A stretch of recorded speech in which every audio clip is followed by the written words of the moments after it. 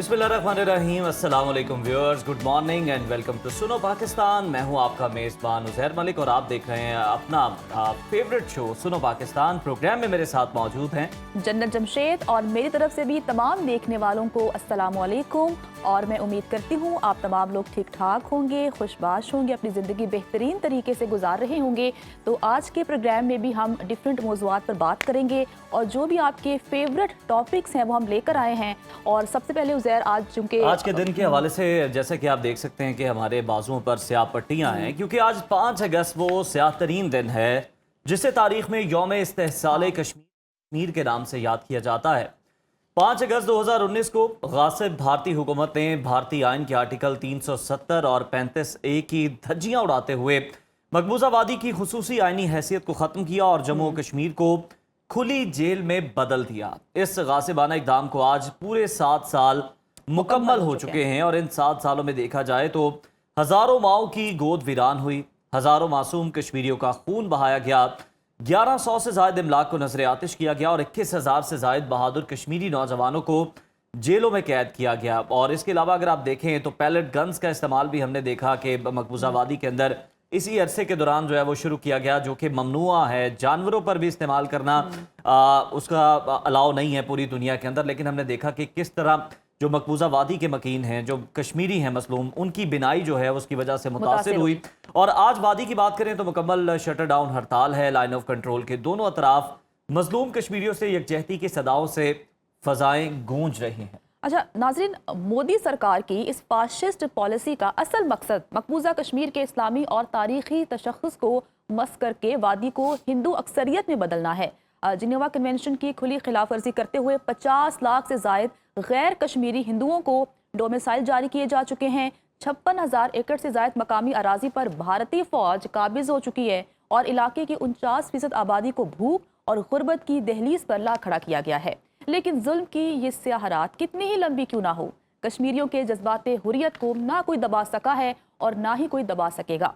हम पाकिस्तानियों की सारी हमदर्दियां अपने कश्मीरी बहन भाइयों के साथ हैं और वो दिन दूर नहीं जब भारतीय जुल्म अपने अंजाम को पहुंचेगा और कश्मीरी अपनी किस्मत का फैसला करेंगे इंशाल्लाह। बिल्कुल। और आगे अगर हम देखें मशरिक़ वस्ता की सूरत हाल, तो इस वक्त वो मुसलसल बदलती जा रही है।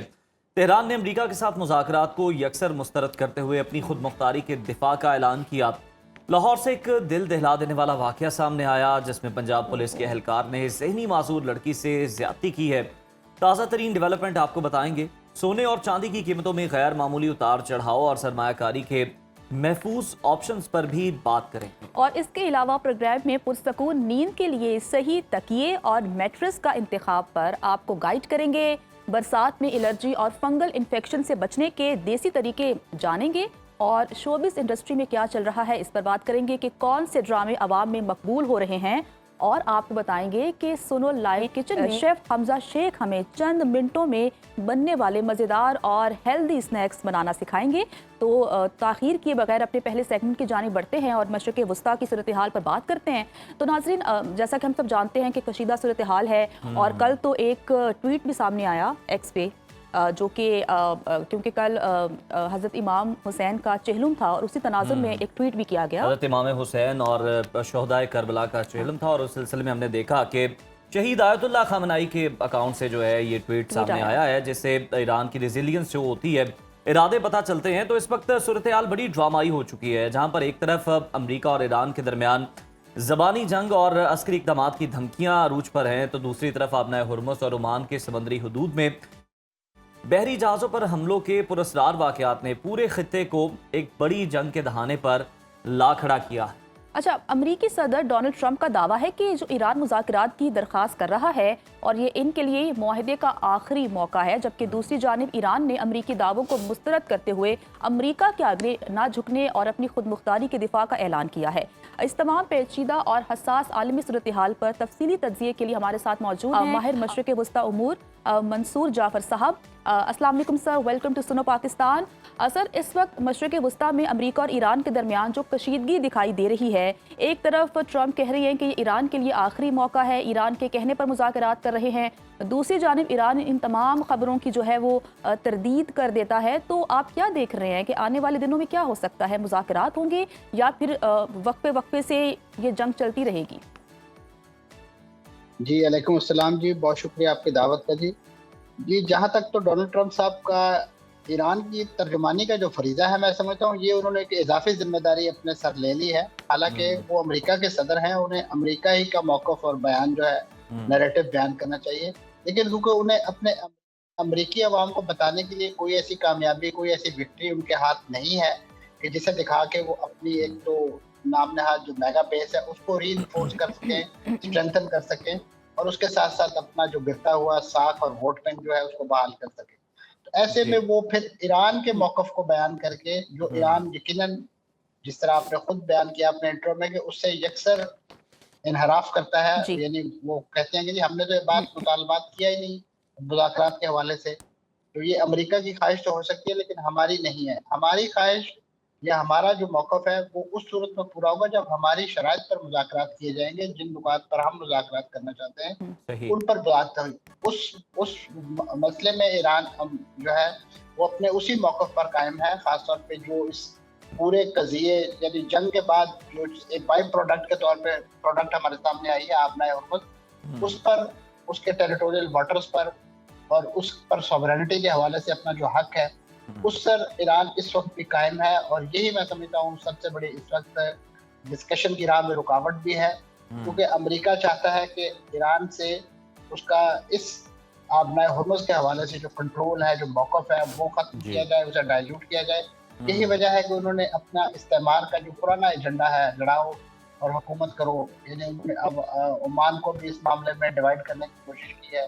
कुछ जहाज़ उनकी तरफ से गुजार कर ये बात करने की कोशिश की है कि ये तो वैसा रास्ता है कि जिसमें एक बड़ा चंद जो है वो ओमान की तरफ मौजूद है, वहाँ से भी जहाज़ गुजारे जाते हैं। और आपने देखा कि इस जनाजे के बाद फौरी तौर पे जो अटैक किया गया कतर और सऊदी जहाज़ों पे, उसके बाद सारे का सारा मामला जो है वो एक खुली जंग की तरफ चला गया है। और अब आप देख रहे हैं कि इस वक्त पहले अमेरिका ने ईरान पर ताबड़तोड़ हमले किए, उनके मुख्तलिफ सिविलियन इंफ्रास्ट्रक्चर को निशाना बनाया, सड़कों, पुलों, ट्रकों, उनके पानी के, तेल के ज़खायर, और फिर जवाबी कार्रवाई के तौर पे ईरान ने जो हॉरिजॉन्टल अटैक्स किए हैं अपने हमसाया मुल्कों पर। लेकिन आप इस बार देखेंगे कि इस वक्त यूएई को और सऊदी अरब को खुसूसी इस्तिस्ना दिया है ईरान ने। इससे आपको अंदाजा होता है कि खुद जो जीसीसी कंट्रीज हैं उनकी सफ़ों के अंदर भी एक इंतशार, एक अदब इत्तेफाक मौजूद है। ईरान उनको बायलैटरली जो है वो डील करने के हवाले से सोच रहा है, बजाय कि ब्लॉक के तौर पे, क्योंकि अमेरिका उस पूरे रीजन को अपने एक ऐसे इत्तेहादी के तौर पे पेश करता है कि जिसकी हिफाजत का बज़ाव में खुद उन्होंने पिछली कई सदियों से जिम्मा ले रखा था। लेकिन आपने देखा कि जब उस इलाके के, उस रीजन के सिक्योरिटी का मामला या चैलेंज दरपेश हुआ तो खुद अमेरिकी अपनी बेसेस छोड़ के, अपने गैरिजन छोड़ के जो है वो फरार हो गए और शहरी इलाकों में पलायन होने पर मजबूर हुए। ऐसे में अमेरिका के लिए अब अपने यहाँ पे बेसिस रखना और लॉन्ग टर्म बेसिस पे रखना बहुत ज्यादा एक चैलेंज बनता जा रहा है। बिल्कुल चैलेंज बनता जा रहा है। और मंसूर साहब, हम पहले भी मुख्तलिफ प्रोग्राम्स में ये डिस्कस कर चुके हैं कि अब यकीनन वो ममालिक भी जो हैं वो जान छुड़ाना चाहते हैं, लेकिन ज़रा टाइम टेकिंग काम है, लॉन्ग टर्म प्लानिंग की इसमें ज़रूरत है, निगोशिएट करना पड़ेगा और सफारतकारी भी करनी पड़ेगी। मंसूर साहब, इमाम हुसैन के चेलम के मौके पर शहीद खामेनाई के एक्स अकाउंट से जो अमेरिका के साथ समझौता ना करने का पैगाम दोबारा रीशेयर कर दिया गया है, इसकी और सियासी और दिफाई अगर हिकमत अमली के लिहाज से हम देखें, सियासी भी और दिफाई भी और टाइमिंग के हवाले से कितनी इंपॉर्टेंस है? देखिए जी, ये तो मैंने दर्ज किया कि जो एक मुसल्लमा मौक़िफ़ है ईरान का, खासतौर पे जो उनके स्ट्रेटेजिक इशूज हैं उसके हवाले से, तो उसमें सरे मुंह तब्दीली नहीं आई। आपने देखा कि उनके साहबजादे जिन्होंने उनकी जगह ज़माम इक़्तिदार संभाली है, वो रहबर आला मुंतखब हुए हैं, वो भी इसी मौक़िफ़ के हामी हैं। और उन्होंने एक से ज़ायद बार, बिलख़ुसूस आपको याद होगा कि जब रिसेंटली ये जो मफ़ाहमत याददाश्त का माहिदा उसकी मंजूरी दी जानी थी, तो उस वक्त भी उन्होंने इसी तरह के एक कंडीशनल नोट के साथ वो मंजूरी दी कि मैं अवाम के मफाद में इसकी मंजूरी दे रहा हूँ, अगरचे ये मामला जो है ये इसमें बयान करता नुकात है, ये हमारे मौक़िफ़ को मुकम्मल अक्कासी नहीं करते हैं। तो हम यानी आप समझ सकते हैं कि इसको एक हैवी हार्ट के साथ इसकी मजबूरी दे और मंजूरी दे रहे हैं। तो आप अब जिस ट्वीट की तरफ आप इशारा कर रहे हैं, यकीनन वो भी एक लिहाज से इसी मौक़िफ़ को रिइटरेट करती है, क्योंकि इस वक्त अमेरिका ने खासतौर पे और इसराइल ने एक प्रोपेगेंडा शुरू कर रखा है जो मौजूदा रहबर आला है उनकी जिंदा या जख्मी होने के हवाले से इस नौईयत का प्रोपेगेंडा किया जा रहा है कि शायद वो मौजूद नहीं है या वो सेहत की ऐसी हालत में नहीं है कि जिस तरह के पैगामात या ऐलानात उनकी तरफ से सामने आ रहे हैं। ये शायद कुछ एक पारसाराना इनकलाब का एक ऐसा ग्रोह है जो एक बहुत ही इंतहापसंद मौक़िफ़ रखता है अमेरिका और इसराइल के खिलाफ। ये वही इसी नौईयत की चीज़ें फैब्रिकेट करके मीडिया को फीड कर रहे हैं। तो ये मैं समझता हूँ ये जो ट्वीट अब किया गया है ये इस तासुर को भी गलत करार देने की ये एक तसलसल है और एक लिहाज से ये उसी लड़ी से ताल्लुक़ रखते हैं। ये उसी नजरिया वलायतुल फ़क़ीह जो है उसको अच्छा सर, एंडोर्स कर रहे हैं। आपने गिरोह की बात की है, अगर हम ईरान की इंटरनल मामलात की बात करें तो ईरान में ऐसे फैक्शंस मौजूद हैं जो कि चाहते हैं कि ईरान के पास एटमी हथियार हों, क्योंकि हमने देखा है कि रिसेंटली ईरान पे जो अटैक्स हुए हैं उनकी एटमी तनसीबात को तबाह किया गया, जो एटमी साइंसदान थे उन्हें शहीद किया गया, जर्नल्स को शहीद किया गया। तो एक सोच पाई जाती है कि अपने दिफा के लिए, अपनी बका के लिए एटमी हथियार अब नागुज़ीर हो चुके हैं। तो इसी हवाले से सदर मसूद पज़ेश्कियान पर काफ़ी प्रेशर था कि वो रिज़ाइन कर दें या फिर वो चले जाएं, लेकिन वो डटे रहे क्योंकि उनकी कोशिश थी कि तमाम फैक्शंस को एक पेज पर लाएं। वो क्या ईरानी जो क़यादत में मुज़ाकरात या जंग के हवाले से एक जैसी राय नहीं है, डिफरेंट फैक्शंस मौजूद हैं, इसलिए अभी तक हम मुआहिदे की तरफ नहीं पहुँच पा रहे हैं? एक तरफ मुज़ाकरात की बात होती है तो दूसरी जानिब एक ट्वीट आ जाता है कि हम डटे हुए हैं, समझौता नहीं करेंगे। आपको लगता है कि जो ईरानी सदर हैं वो तमाम फैक्शंस को एक पेज पे ला सकेंगे? देखिए जी, जो इस वक्त ईरान की जो दाखिली सियासत है यकीनन उसमें एक तफरीक मौजूद है, लेकिन वो इस नौइयत की नहीं है, इस दर्जे की नहीं है कि वो एक इंतशार की तरफ निशानदेही करती हो। हुकूमत के अंदर भी मुख्तलिफ सोच के हामिल लोग होते हैं और आपने देखा कि जब ख़ामनेई साहब का जनाजा था तो उस मौके पे खासतौर पे जो जनाजे में जो नारे आपको इंतकाम के नारे सुनाई दिए, सेम इसी नौइयत के नारे और करारदाद जो है वो खुद मुंतखब ऐवान के अंदर भी, यानी मैदान और ऐवान दोनों का यही मौक़िफ़ था कि इसराइल से और अमेरिका से उसके मज़ालिम का, उसकी जारहियत का जो है वो इंतकाम लिया जाए और ख़ासतौर पे ख़ामनेई साहब की शहादत का और बाद में उनके साहबजादे की तरफ से भी जो ट्वीट आया उसमें भी उन्होंने इसी मौक़िफ़ का इज़हार किया कि हम इंतकाम लेंगे। तो लिहाजा कुछ चीज़ों के बारे में ईरान का मौक़िफ़ बिल्कुल मुत्तहद और मुत्तफ़िक़ है। कुछ जिसे आप कह सकते हैं कि वो पॉलिटिकल मॉडलिटीज़ हो सकती हैं, तरीक़ाकार से इख्तलाफ हो सकता है, लेकिन उसका मकसद ये नहीं है कि कोर इशूज़ पे इख्तलाफ है और ये स्ट्रैटेजीज़ पर बाज़ औक़ात इख्तलाफात होते हैं, उसमें पज़ेश्कियान साहब का भी कोई मौक़िफ़ हो सकता है। लेकिन मैं समझता हूँ कि इस वक्त वो पूरे इस प्रोसेस को लीड कर रहे हैं और ये जो उनके इस्तीफ़े की बातें हैं, ये अब नहीं, आपको याद होगा कि जब ये जंग का आगाज़ हुआ उस वक्त भी इसी नौइयत की बातें की जाती रही थी। फिर दरमियान में उनके जो इसी नौइयत के जो साबिक़ा सदर थे, जो अहमदीनजाद हैं, उनके हवाले से भी ये प्रोपेगेंडा शुरू कर दिया गया है कि इस वक्त अमेरिका और इसराइल उन्हें एक मुतबादल के तौर पर तैयार कर रहे हैं और उनको बताया गया कि उनके मुसाद के लोगों के साथ मुलाकातें भी होती रही हैं। तो ये एक, मैंने जैसे पहले अर्ज़ किया कि ये एक इस्तेमाल का पुराना एजेंडा है कि जब आप किसी कौम के मौक़िफ़ से पीछे नहीं हटा सकते तो आप इस तरह की तफरीक करते हैं। जहाँ तक आपके न्यूक्स की बात है तो मैं समझता हूँ कि न्यूक्स इस वक्त सिर्फ ईरान का हक नहीं है। आप देख लीजिए कि जनूबी कोरिया के पास, शुमाली कोरिया के पास, इनके पास न्यूक्स मौजूद है। तो यही वजह है कि इस वक्त अमेरिका जो है उनका मुंह उस तरफ नहीं होता, वो उनको धमकियां नहीं देते। और अगर आज पाकिस्तान इस खित्ते के अंदर एक बड़े मजबूत कदमों के साथ खड़ा है तो वो अपने उस न्यूक्लियर प्रोग्राम की वजह से, उस डेटरेंस की वजह से भारत की आंखों में आंखें डाल के बात करता है। और यही वजह है कि आपने देखा कि गुज़श्ता बरस जो कार्रवाई की गई भारत की तरफ से, उसको जिस अंदाज से धूल छुटाई गई, ये मैं समझता हूँ कि इस वक्त आपने देखा कि इसकी न्यूक्स की अहमियत चाहे वो सिविल मकासद के लिए हो, उससे आज के दौर में इनकार नहीं किया जा सकता। खुद सऊदी अरब जैसा मुल्क जो है, जिन्होंने अपनी सिक्योरिटी जो है वो ठेके पे दे रखी है अमेरिका को, वो खुद इस बात के मुतमन्नी है कि उनको सिविल मकासद के लिए जौहरी जो मामलात जो है वो डेवलप करने की इजाज़त दी जाए, यूरेनियम अब्जॉर्बिंग की इजाज़त दी जाए। अगर सऊदी अरब को इजाज़त मिल सकती है और दूसरे मुमालिक तो फिर ईरान का भी हक है कि वो भी यूरेनियम अफजूदगी बिल्कुल आप करे, सही कह रहे हैं कि चाहे वो सर सिविल अगर वकासत के लिए अमेरिका करे। सऊदी अरब को सिविल टेक्नोलॉजी दे सकता है, सिविल एटमी टेक्नोलॉजी दे सकता है, तो व्हाई नॉट ईरान। बिल्कुल आपने एक सही पॉइंट रेस किया है।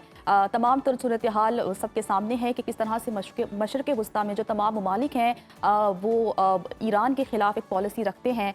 लेकिन दूसरी जानिब सबसे अच्छी बात यह है कि सऊदी अरब ने कहा है कि तमाम तर जो मामलात हैं वो मुज़ाकरात के ज़रिए हल होने चाहिए।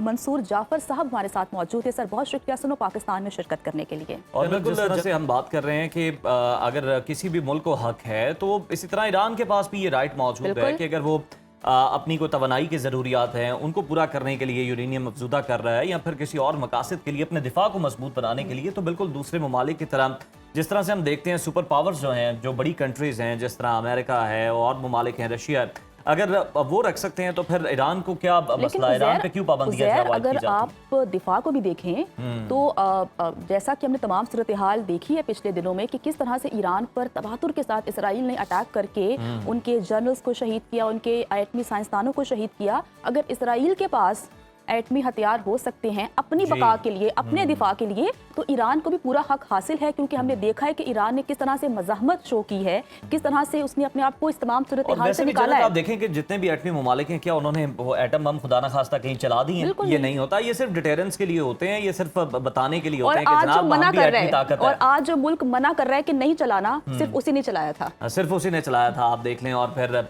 दुनिया का जो नक्शा है वो किस कदर बदला था। खैर आगे बढ़ते हैं नाजरीन, लाहौर से खबर शामिल करते हैं जिसका इलाका गाजियाबाद। यहाँ से एक बड़ी ही पूरे माशरे के लिए शर्मसार कर देने वाली, अफसोसनाक और तशवीशनाक खबर सामने आई। जितनी मजम्मत करें इसकी कम है, उतनी कम है। जहाँ पर हम देखते हैं कि पुलिस अफसर ही मुहाफिज की बजाय मुजरिम बन गया। थाना गाजियाबाद के इन्वेस्टिगेशन विंग में तैनात ASI इमरान ने एक जहनी माजूर लड़की को तफ्तीश का बहाना बनाकर थाने के अंदर ज्यादती का निशाना बना डाला। और ऐसा नहीं था कि कोई थाना खाली था, भरा हुआ था, लेकिन उसके बावजूद ये अफसोसनाक वाकया और वो भी माजूर लड़की के साथ पेश आया। और उस वज़ीर आला के होते हुए जो ये कहती हैं, जो कि हमने देखा कि माजूर अफराद के लिए, स्पेशल अफराद के लिए, ऑटिज़म वाले बच्चों के लिए उनके लिए बड़ा एक सॉफ्ट उनके दिल में कॉर्नर है और उनके लिए वो बहुत सारे इक़दाम भी करती हैं। तो ये बड़ा ही अफसोसनाक वाकया और यकीनन इस पर वो एक्शन भी लेंगे। और ये किसी गली कूचे में वाकया पेश नहीं आया। ये एक ऐसे शख्स ने ये एक नाजेबा हरकत की है जो कि मुहाफिज है हमारा। अच्छा, इस संगीन और नाजेबा वाक़े पर DIG ऑपरेशन फैसल कामरान ने फौरी एक्शन लेते हुए मुलजिम ASI को गिरफ्तार करवाया है, जबकि गफलत और लापरवाही बरतने पर SHO इंचार्ज इन्वेस्टिगेशन समेत पूरे थाने के 78 अफसरान और एहलकारों को मुअत्तल कर दिया है। लायके तहसीन भी है। बिल्कुल बहुत अच्छा ये इकदाम है। इस तकलीफ दे वाक़े और अब तक की पुलिस की कार्रवाई पर मजीद तफसीलात जानते हैं। हमारे साथ चीफ रिपोर्टर मौजूद हैं, उनसे जानते हैं इस वाक़े के बारे में। रमज़ान बेग, कहिएगा कि गाजियाबाद थाने में पेश आने वाले इस दर्दनाक वाक़े की ताज़ा तरीन मालूमात क्या सामने आ सकी हैं? क्या केस की तफ्तीश CCD कर रही है? जी बिल्कुल जी, पहले तो ये बड़ा ही अफसोसनाक और जितनी भी इसकी मजम्मत की जाए वो कम है कि थाना गाजियाबाद में एक मजदूर, जहनी मजदूर जो बची है उसके साथ ज्यादती का उसको निशाना बनाया जाए, और वो भी थाने के अंदर इन्वेस्टिगेशन विंग का कमरा नंबर 4। और तकरीबन उस वक्त 30 से 35 एहलकार भी वहां पर मौजूद थे। अब थाने के अंदर एक बच्ची से मुबैना ज्यादती करना, ये एक समझ सकते हैं हम कि बाकी जो पुलिस एहलकार थे वो कहाँ थे। आया कि जो गेट पे खड़ा था संतरी, उसको इस चीज का नहीं पता था। जो कमरा में बैठा हुआ मुंशी था उसको नहीं पता था। जो SHO होता है, स्टेशन हाउस ऑफिसर, जो इंचार्ज इन्वेस्टिगेशन होता है, जिसके सर पे सारा थाना होता है, और इस तरह इस बच्ची को ज्यादती का निशाना बनाना ये बड़ा एक अफसोसनाक और पुलिस के लिए, एक अफसरान के लिए खास तौर पर एक चैलेंज था। और ये गाजियाबाद का इलाका था जिस पर DIG ऑपरेशन लाहौर ने पूरा थाना जो है वो मुअत्तल कर दिया, जिसमें SHO गाजियाबाद, 2 सब इंस्पेक्टर से, 8 ASI से, 78 जो थे एहलकार थे जिनको मुअत्तल किया गया। और मुअत्तल होने वालों में फ्रंट डेस्क का अमला भी शामिल है। अच्छा, मैं यार ये भी आपको बताऊं कि ये मैं समझता हूं कि ये नाकस सुपरविजन जो है वो SHO और इंचार्ज इन्वेस्टिगेशन की है, जिन्होंने पूरा थाना संभाला होता है। और थाने में मुख्तलिफ यूनिट्स भी आपको पता है बिल्कुल अंजाम दे रहे रमजान, आप होते हैं। देखें ना, जिस एसएचओ को बादशाह कहा जाता है इलाके का, जिसके पास पूरे इलाके की इंफॉर्मेशन होती है, अपने थाने के अंदर क्या करतूत हो रहे हैं, अगर उसको वही नहीं मालूम तो फिर तो उसे सीट पे रहने का हक नहीं है। बिल्कुल ऐसा ही है। देखिए ना, एक मैं आपको बड़ी अच्छी एक अंदर की बात बताता हूँ जरूर। कि ये जो इमरान एएसआई है इन्वेस्टिगेशन का, ये पहले उनके घर वालों से डील करता रहा है कि अच्छा। आप किसी को ना बताएं, और उसमें 7 एसएचओ मुलविस था, ओ 7 इंचार्ज के भाई आप पैसे ले लें उनसे और आप इस मामले को रफा दफा करें। ये तो जब खबर निकली है, हाईलाइट हुई है, अफसरान ने फौरी तौर पर इसका नोटिस लिया, जिस पर एसएचओ को मुअत्तल किया गया और इंचार्ज को और पूरे रमजान, थाने को अगर इसलिए ये बातें- साजबाज करने की कोशिश करते रहे हैं, ऐसी शर्मनाक डील करते रहे हैं, तो फिर तो इनके खिलाफ मुअत्तली से आगे की भी कोई कार्रवाई होनी चाहिए। जी बिल्कुल। देखे ना, अगर ऐसे वाकयात, पहली तो बात है ऐसे वाकयात थानों में होने ही नहीं चाहिए। देखिए, एक खातून अगर बाहर जा रही है और उसको किसी ने छेड़खानी की है तो वो कहाँ जाएगी? थाने में। वहां जाके अपना बताएगी कि मेरे साथ ये ज्यादती हुई है। जी। तो जब थाने वाले ही इस तरह की हरकत करेंगे तो कौन शहरी थानों में जाएगा? पहले तो बात ये है। दूसरी बात, अफसरान ने बिल्कुल नो डाउट बहुत अच्छा काम किया कि फौरी तौर पर थाना, लेकिन मैं समझता हूँ कि ये जो एएसआई है इमरान, जो इन्वेस्टिगेशन में तैनात था, इसके खिलाफ सख्त से सख्त कार्रवाई अमल में लानी चाहिए, ताकि दूसरे जो पुलिस एहलकारों को आगे से इस तरह सोचना भी वो उनके सबक लिए सीखें इससे। ऐसा हो कि कल को हमने पकड़े गए तो ऐसी सजा मिलेगी। रमजान, जिसमें हमें जरा माफी चाहिए। एफआईआर के हवाले से बताइएगा। उस पर भी बड़े सवालात उठ रहे हैं कि जो दफात लगनी चाहिए थी वो दफात नहीं लगाई गई हैं, किसी न किसी तरीके से पेटी भाई को बचाने की कोशिश की गई है।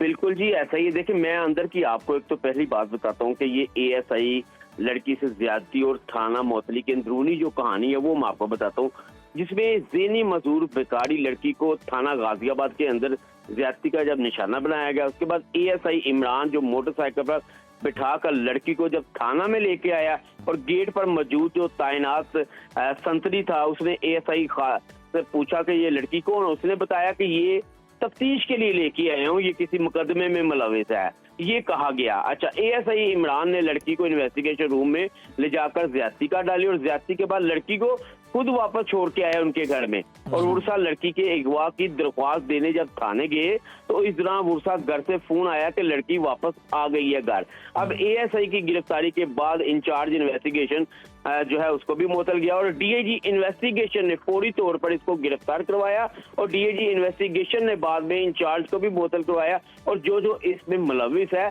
उनके खिलाफ सख्त महकमाना कार्रवाई भी लिखने के लिए उन्होंने अफसरान को लिख दिया है। अब जहां तक एफआईआर की बात है, नो डाउट देखे उसके साथ ज्यादती हुई है और ज्यादती जो है उसकी दफात लगनी चाहिए थी 376 जी। लेकिन वहां पे पुलिस को अपने पेटी भाइयों को बचाने के लिए दफात लगाई गई हल्की। देखिए, ये भी तो है। अब डीआईजी इन्वेस्टिगेशन, क्योंकि जाहिर ऑपरेशन के बाद अब इन्वेस्टिगेशन के पास मामला चला गया है और इन्वेस्टिगेशन ने इस हवाले से भी पूरी जो एसपी इन्वेस्टिगेशन है उनको कहा गया है कि इसकी आप पूरी एक रिपोर्ट बनाएं कि किस किस की गफलत इसमें शामिल हुई है और जिन जिन की गफलत शामिल होगी उनके खिलाफ डेफिनेटली कार्रवाई सख्त से सख्त होनी चाहिए, क्योंकि ये मामला है कि थाने के अंदर और ज्यादती का मामला और ज़ेनी मजदूर बच्ची। उज़ैर, पहली बात तो ये है कि ज़ेनी मजदूर बच्ची के साथ आप इस तरह की हरकत कर रहे हैं, आपको जरा शर्म बिल्कुल नहीं आई मिर्जा कि रमजान, सब- ज़ेनी माजूर बच्ची के साथ इस तरह का घिनौना फेल जो है इस जिनसी दरिंदे की जानिब से किया गया, जो कि यूनिफॉर्म के अंदर बदकिस्मती के साथ हम कह रहे हैं कि जनाब वो मलबूस था और यूनिफॉर्म में मौजूद था, जिसने ये सारी घिनौनी हरकत की है, जिसकी जितनी मजम्मत की जाए काम है। बहुत शुक्रिया मिर्जा रमजान बेग। और इस मुलजिम की अगर हम बात करें, इस मुजरिम की अगर हम बात करें, तो इसे तब भी शर्म ना आई कि जब इसने उस लड़की को उसके वाले करने की कोशिश की और इसने वहां पर एक मौजूद लकड़ी का काम करने वाले से कहा कि मेरी मदद करवाओ इसको बाइक पे बिठाने के लिए। तो उसने कहा ये ज़ेनी माजूर बच्ची है, मैं तो इसको हाथ पे नहीं लगाऊंगा। तो उस वक्त भी इस शख्स को, इस दरिंदे को कोई गैरत ना आई और वो उसको वहाँ से उठा कर ले गया और फिर उसके वालिदैन के साथ जिस तरह का सलूक रखा गया पूरे थाने की जानिब से। और फिर आप देखें कि शर्मनाक कितनी ये हरकत है कि डील करने की कोशिश की जाती रही है, बल्कि एक तरह से दबाव है। डील क्या है? ये दबाव डाला जाता है कि आप इस मुकदमे से दस्तबरदार हो जाएं, आप एफआईआर दर्ज ना करवाएं, हम ये कर देंगे, इतनी की सेटलमेंट कर लेंगे। जो कि इंतहाई अफसोसनाक है। बड़ा ही ऐसा इकदाम है कि इन सबको मुअत्तल किया गया, और मजीद ये कार्रवाई के और ये मुंतज़िर हैं। पुलिस के लिए टेस्ट केस है कि वो अपने पेटी भाइयों को बचाए, ना सख्त से सख्त सजा दें ताकि जो बाकी पुलिस वाले हैं वो सबक सीखें। और जैसा कि एक तो बहुत ही घिनौनी ये हरकत है, और जिस जगह पे की गई, किसी के साथ जब क्राइम पेश आता है तो वो कहाँ जाता है, पुलिस के पास जाता है कि उसे इंसाफ मिल सके।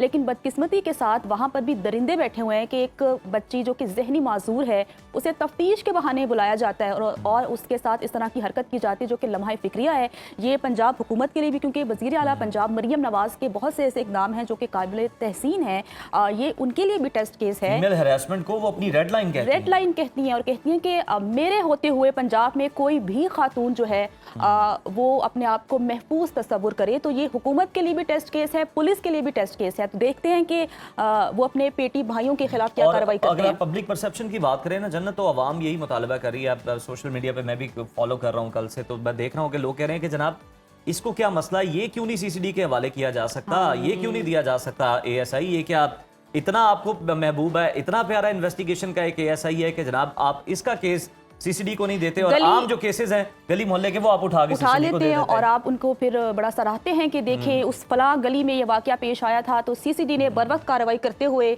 उस बंदे को गिरफ्तार किया, उसकी एक वीडियो बना दी जिसमें वो माफी मांग रहे हैं। यकसा इंसाफ करें, या तो फिर ये तफरीक जो है ये खत्म करें, कर देना, कोई फायदा नहीं है उस एप्रिसिएशन की कि अगर आपका जो इंसाफ है वो सिर्फ गरीबों के लिए है या उनके लिए जो कि असर रसूख नहीं रखते, और जो असर रसूख रखते हैं उनके खिलाफ आप कुछ नहीं कर रहे।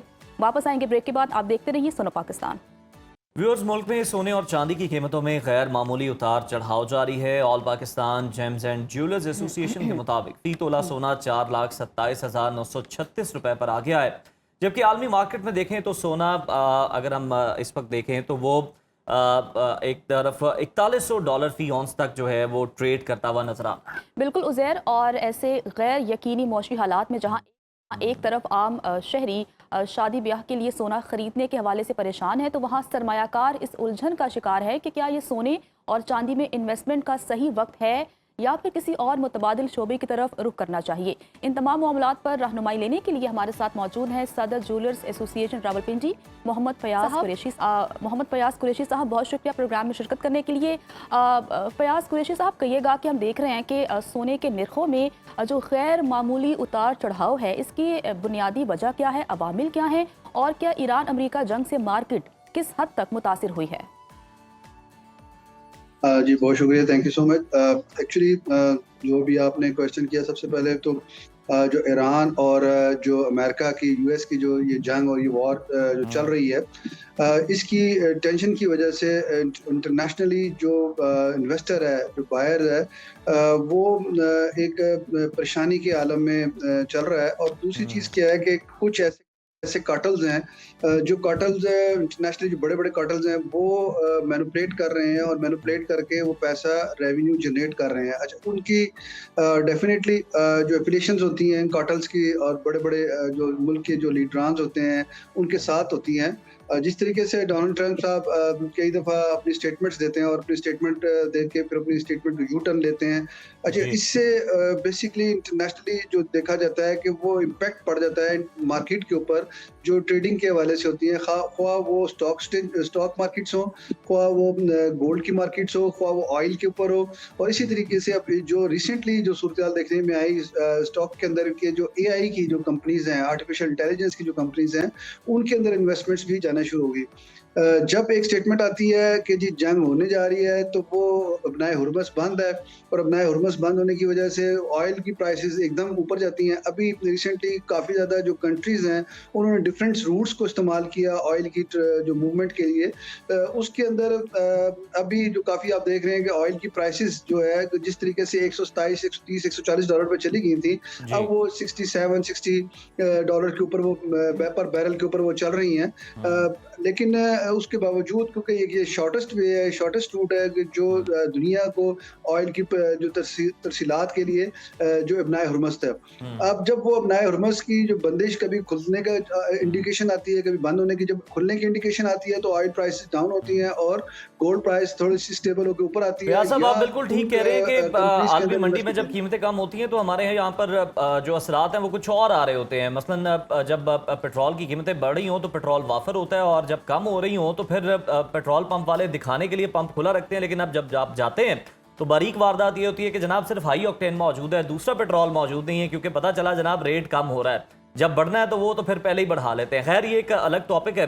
अगर हम देखें फयाज साहब, जरा अवामी मफाद में बताएं, वसी तर अवामी मफाद में हमें, कि इस वक्त सोना खरीदना चाहिए या अभी थोड़ा सा और इंतजार करना चाहिए, कीमतें गिरेंगी या बढ़ेंगी? देखें, अभी तक तो जो चांसेस हैं गोल्ड प्राइस बढ़ने के, मतलब ये अभी जो करंट जो सिचुएशन है ना, आप अगर ओवरऑल इसका स्टडी जब करते हैं तो गोल्ड प्राइस की जो इस टाइम पे 4040 और 3970-80 डॉलर पर औंस के मुताबिक से ये गोल्ड प्राइस रही है। और उसके इससे ज्यादा इसको डिक्लाइन की तरफ, इसके नीचे डिप इसका नहीं आया। उसकी वजह, बुनियादी वजह यह है कि इस जगह पे जाके गोल्ड प्राइस स्टिल अभी तक स्टेबल नजर आता है हमें। और आज देखें जो मार्केट है वो $4100 जो से पर औंस के ऊपर वो चल रही है, जो इंटरनेशनल मार्केट के मुताबिक से 4100 से भी क्रॉस किया थोड़ा सा इसने। अभी जो बाजार थोड़ी सी सूरत नजर आती है कि हमें ये थोड़ा सा प्राइस ऊपर की तरफ जाते हुए नजर आती है कि 4100 से तकरीबन $4200 पर औंस के दरमियान में रहने की तवक्को है। तो इसके मुताबिक से जो गोल्ड, देखें मैं बताऊं, 2-3 चीजें हैं इंपॉर्टेंट है। एक है ट्रेडिंग है, एक है जो आपने अपनी जरूरत जिंदगी के तहत या जैसे शादी ब्याह और इस तरह की सूरत के अंदर आपने गोल्ड ज्वेलरी को परचेज करना है। अब ज्वेलरी एक अलग चीज है और बुलियन एक ट्रेडिंग एक अलग चीज है। ज्वेलरी के अंदर जब आप परचेसिंग करते हैं तो वो किसी भी सूरत में लॉन्ग टर्म, क्योंकि वो लॉन्ग टर्म के लिए होती है, वो किसी भी सूरत में आपको नुकसान नहीं देती और आगे फ्यूचर में जाके बढ़ना ही बढ़ना होता है उसने। ऑलमोस्ट हमने अभी तक तो यही देखा अपनी लाइफ के अंदर। मैंने दूसरे नंबर पे आता है ट्रेडिंग। जो आप इन्वेस्टमेंट्स की बात करते हैं, ये सेविंग्स की बात करते हैं, तो ट्रेडिंग को 3 हिस्सों में मैंने अक्सर बात की है। आप जब लेके चलते हैं तो नुकसान का इस्तेमाल कदरे कम होता है बनिस्बत इसके कि आप एकदम ही कोई इन्वेस्टमेंट्स कर दें। तो ट्रेडिंग के अंदर भी डेली की जो ट्रांजैक्शन होनी है, ट्रेडिंग होनी, जिसको शॉर्ट टर्म हम कहते हैं, वो इंटरनेशनल मार्केट को और इंटरनेशनल डाटा को देखते हुए ट्रेडिंग करनी चाहिए उनको। सेल परचेज जो फिजिकल की बात कर रहा हूँ, जो एक ट्रेडिंग होती है जो आप स्टॉक एक्सचेंज के या जो इंटरनेशनल ट्रेडिंग के मुताबिक, स्टॉक एक्सचेंज तो इंटरनेशनल ट्रेडिंग के मुताबिक से करते हैं, उसको मैं इतना सपोर्ट नहीं करता। क्योंकि फिजिकली ट्रांजैक्शन के अंदर क्या होता है कि अगर खुदा ना खास्ता गोल्ड प्राइस डाउन भी हो जाती है तो आपको होल्डिंग पावर आपके पास होनी चाहिए। आप उसको होल्ड कर लें, रोक लें महीने के लिए, 2 महीने के लिए, फिर automatically Aahista Aahista gradually price ऊपर जाती है और फिर प्राइस मैच करके आप निकल जाते हैं। और इसी तरह मिड टर्म और लॉन्ग टर्म के ऊपर, तो वो जो चीजें हैं जो आप कहते हैं कि नुकसान के अंदर जो फिजिकल ट्रेडिंग कर रहा है इसके अंदर, उसको नुकसान का इस्तेमाल मेरे हिसाब से तकरीबन 95% या 90-95% कम होता है। 4 से 5% का रिस्क उसके अंदर रहता है। जी, बिल्कुल ठीक है। बहुत शुक्रिया फयाज कुरैशी साहब आपके वक्त का। और यकीनन हम देखते हैं सोने की जो कीमतें हैं ये बढ़ भी रही हैं, लेकिन जिस तरह से फयाज साहब कह रहे हैं कि अगर आपने शादी ब्याह के लिए और घरेलू इस्तेमाल के लिए आपको चाहिए ज्वेलरी तो आप ले सकते हैं उसको, लेकिन जो ट्रेडिंग कर रहे होते हैं उनको बड़ा कम नुकसान होता है। ये भी बड़ी पते की उन्होंने बात बताई है। और बिल्कुल हम देख रहे हैं कि जो भी इंटरनेशनल मार्केट में हो रहा है असरात यहाँ। बिल्कुल, खवातीन की बात करूँ तो वो यूजुअली ज्वेलरी लेती हैं और उनको लगता है कि भाई ये हमने सरमायाकारी कर दी अपनी तरफ से। लेकिन ये भी अच्छी बात है कि लॉन्ग टर्म सरमायाकारी है, इतनी जल्दी आपको रिटर्न में नहीं मिलता। तो ब्रेक का वक्त हो गया है, वापस आएंगे ब्रेक के बाद। आप देखते रहिए सुनो पाकिस्तान। वेलकम बैक नाजरीन। बरसात और मानसून के मौसम में जैसे जैसे फ़ज़ा में ह्यूमिडिटी और हब्स बढ़ती है, जल्द के मसाइल बिलखुसूस एलर्जी, खारिश और घमौरियाँ शिद्दत इख्तियार कर जाती हैं। नमी के बायस हम देखते हैं कि बैक्टीरिया और फंगल इन्फेक्शन बहुत तेज़ी से फैलता है, जो ना सिर्फ बाइस तकलीफ है बल्कि आपकी स्किन की खूबसूरती को भी मुतासर करता है। बिल्कुल ऐसा ही है। और अक्सर लोग जल्दी मसाइल से छुटकारा हासिल करने के लिए मुख्तलिफ मेडिसिन इस्तेमाल करते हैं, लेकिन मसला हल नहीं हो पाता। ऐसे में अगर हम कुदरती तरीक़ों की बात करें तो ना सिर्फ इसका कोई साइड इफ़ेक्ट नहीं होता बल्कि ये इलाज ज़्यादा पायादार साबित होता है। तो हमारे साथ मौजूद हैं माहिर तिब हकीम अताउर रहमान साहब। अस्सलाम वालेकुम सर, प्रोग्राम में शिरकत करने के लिए। सर, हम चूँकि आज स्किन की बात कर रहे हैं, जल्द की हिफाजत की बात कर रहे हैं, तो बरसात और नमी के मौसम में एलर्जी और शदीद खारिश की शिकायत बढ़ जाती है। क्या खून की खराबी या अंदरूनी गर्मी इसकी सबसे बड़ी वजह है? बिस्मिल्लाहिर्रहमानिर्रहीम। बरसात जैसी आती है तो एक मुहावरा बचपन से हम सुनते आ रहे हैं कि बरसात में खून पानी एक हो जाता है जी।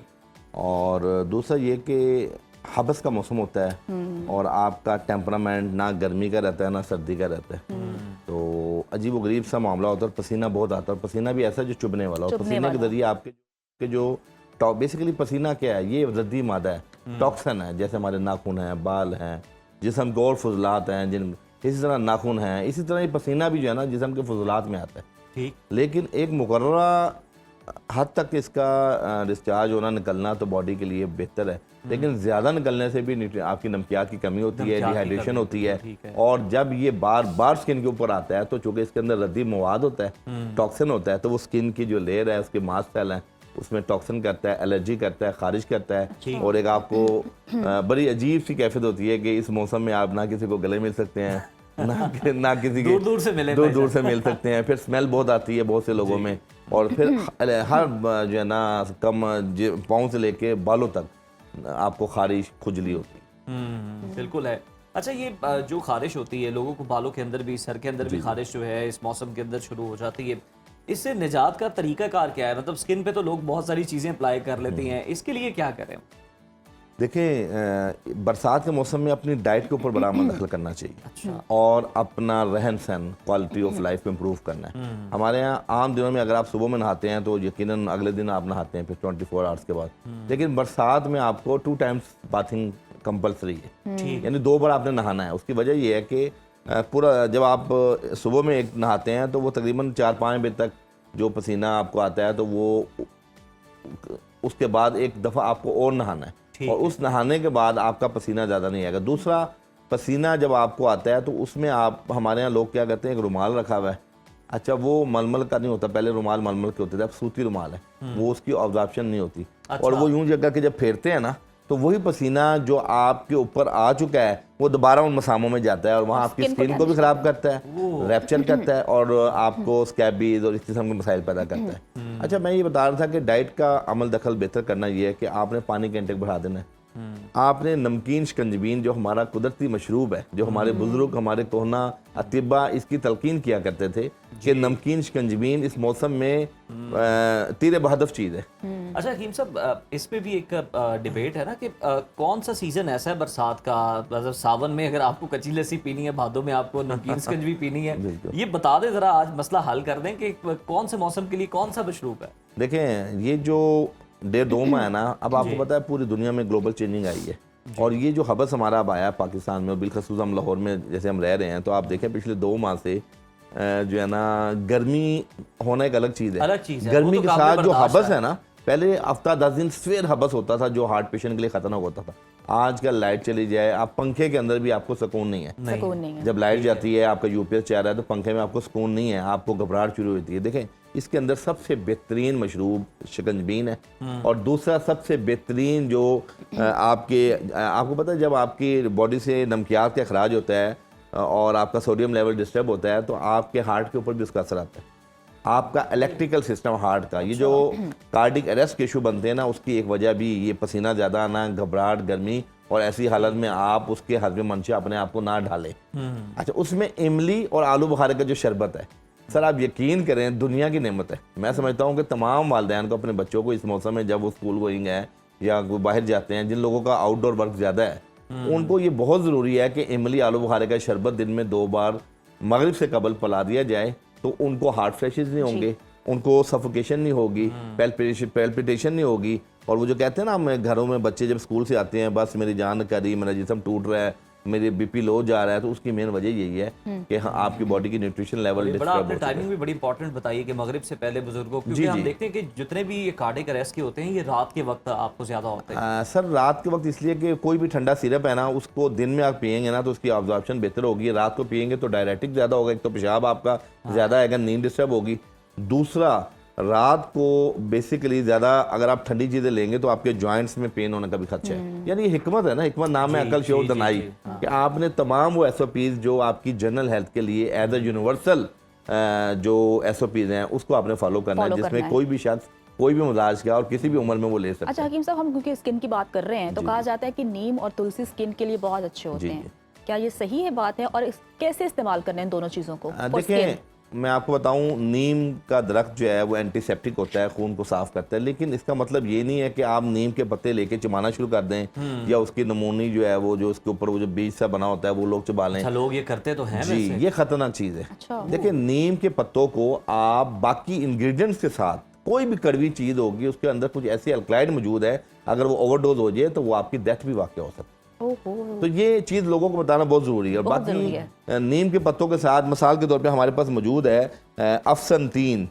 ये लकड़ियाँ हैं, जड़ी बूटी है। अफसनतीन ये लिवर डिटॉक्स के लिए दुनिया की बेहतरीन चीज़ है, एंटी वायरल प्रॉपर्टीज़ है और आपके हेपेटाइटिस बी सी में इसका ज़बरदस्त रिजल्ट है और ये खून साले खून भी जो है ना पैदा करती है। दूसरी चीज़ हमारे पास मौजूद है गिलू, खुश्क गिलू।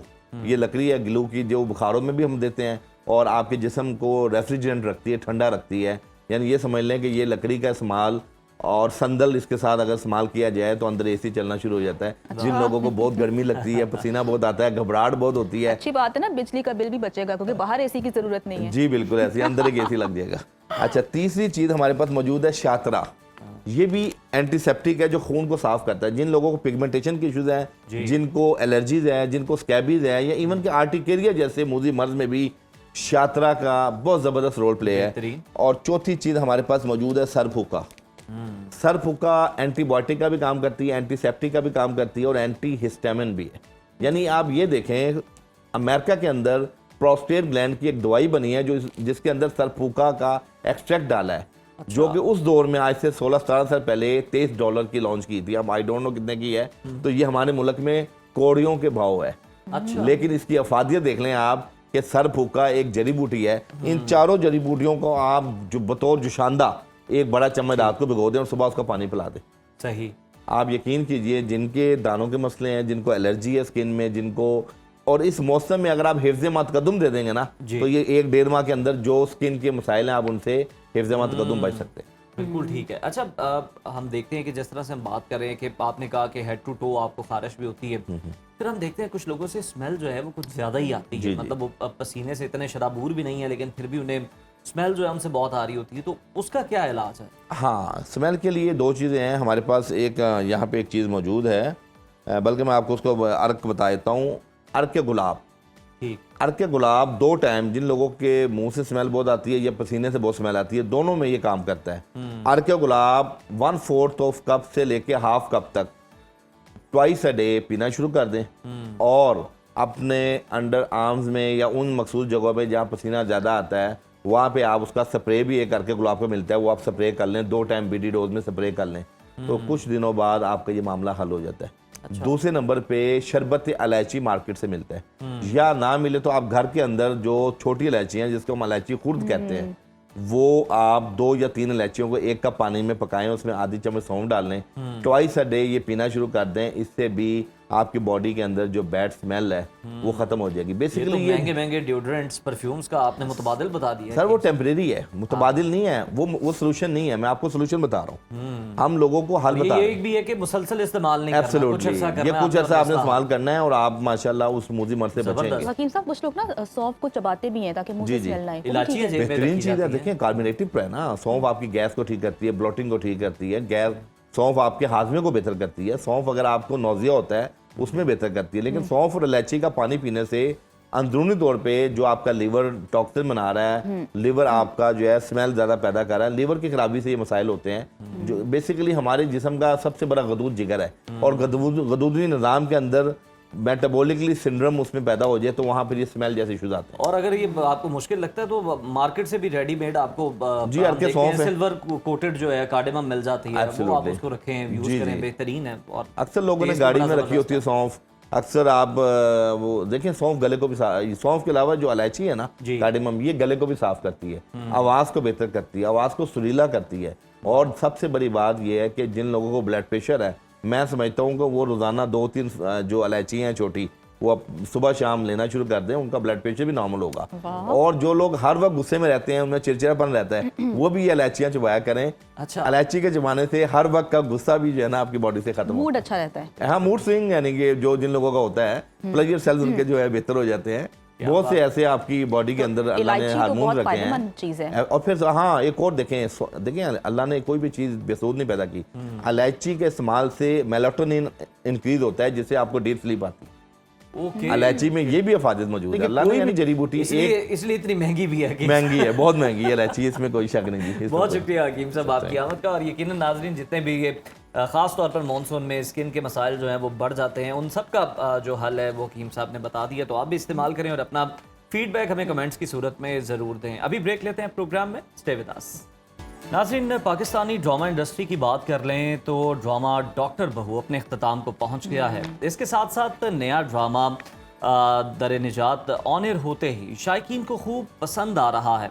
ड्रामा आपकी इज़्ज़त, अगर हम उसका OST देखें तो जनाब सोशल मीडिया पर बहुत धूम मचा रखी है। लेकिन जहां आए रोज़ नए ड्रामे, मशहूर कुन OST और अदाकारों की पसंदीदा जोड़ियां सोशल मीडिया पर ट्रेंड करती नजर आ रही हैं, वहीं हमारे फनकारों की ज़ाती ज़िंदगी और उनके बयानात भी खबरों की जीनत बन रहे हैं। बिल्कुल।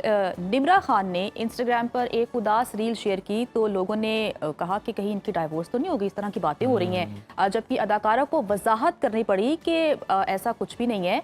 जबकि इसके साथ साथ माहिरा खान ने भी कहा है और इस हकीकत को तस्लीम किया है कि उन्हें हमेशा से मेन लीड वाले किरदार नहीं मिलेंगे, हीरोइन वो नहीं रह सकती हमेशा के लिए। तो उनके मुस्तकबिल के प्लान क्या हैं और क्या फिरदौस जमाल वाकई में ओवर एक्टिंग करते हैं? तो शोबिज़ की इन तमाम चटपटी और अहम खबरों पर तबसरे के लिए हमारे साथ मौजूद हैं नामवर फिल्म और ड्रामा क्रिटिक हारून शुएब साहब। हारून शुएब साहब, वेलकम टू सुनो पाकिस्तान। तो सबसे पहले ड्रामा डॉक्टर बहू की बात कर लेते हैं जो कि अपने इख्तिताम को पहुंचा है। नाजरीन का बड़ा मिला जुला रद्द-ए-अमल सामने आ रहा है। क्या ड्रामे से जो उम्मीदें थी, ड्रामा उन उम्मीदों के मुताबिक था? बिल्कुल जी, ड्रामा जो डॉक्टर बहू था वो बड़े प्रॉमिस के साथ शुरू हुआ था। बड़े से बाद महरीन जब्बार की वापसी हो रही थी ड्रामा प्रोडक्शन में। वो बहुत अच्छी जानी मानी डायरेक्टर हैं और उनका काम हमेशा जो है वो जरा हट के अलग से होता है। तो स्क्रीन तो अलग से नजर आई लेकिन कहानी क्योंकि इतनी मजबूत नहीं थी जी, अनफॉर्चुनेटली, तो डिस्पाइट द स्टार कास्ट जिसमें सबा हमीद साहिबा थी, ऑफ कोर्स कुबरा थी और शुजा थे, शहजाद नवाज थे। ये ड्रामा जो है वो अपनी ग्रिप उस तरह नाजरीन पे थ्रू आउट रख नहीं सका। शुरू में लोग इसके साथ जुड़े लेकिन कहीं टुवर्ड्स द एंड वो ड्रामा ड्रैग होता गया और कहानी का भी कोई पता नहीं चल रहा था कि किस तरफ को जा रही है। तो वो जो डॉक्टर बहू थी वो कभी जो है वो डॉक्टर ज्यादा नजर आती थी और कभी बहू ज्यादा नजर आती थी। तो शायद असल जिंदगी में भी यही कॉन्फ्लिक्ट रहता है, जो खवातीन डॉक्टर होती हैं और फिर वो एक बहू का रोल भी निभा रही होती हैं असल जिंदगी में। लेकिन वही कंफ्यूजन जो है वो मुझे लगता है इस ड्रामे का भी वजह बन गई कि इस ड्रामे से फिर लोग टुवर्ड्स द एंड तंग आ गए थे और दुआ कर रहे थे कि अब ये ड्रामा खत्म हो जाए। तो आखिरी किस्त आई, उसके ऊपर भी लोगों को बहुत से एतराज रहे। बहुत से अहम कैरेक्टर्स थे जिनका कोई स्टोरी आर्क अपने किसी मंतकी अंजाम पे नहीं पहुंचा। कुछ कहानी जो है वो अधूरी सी रह गई।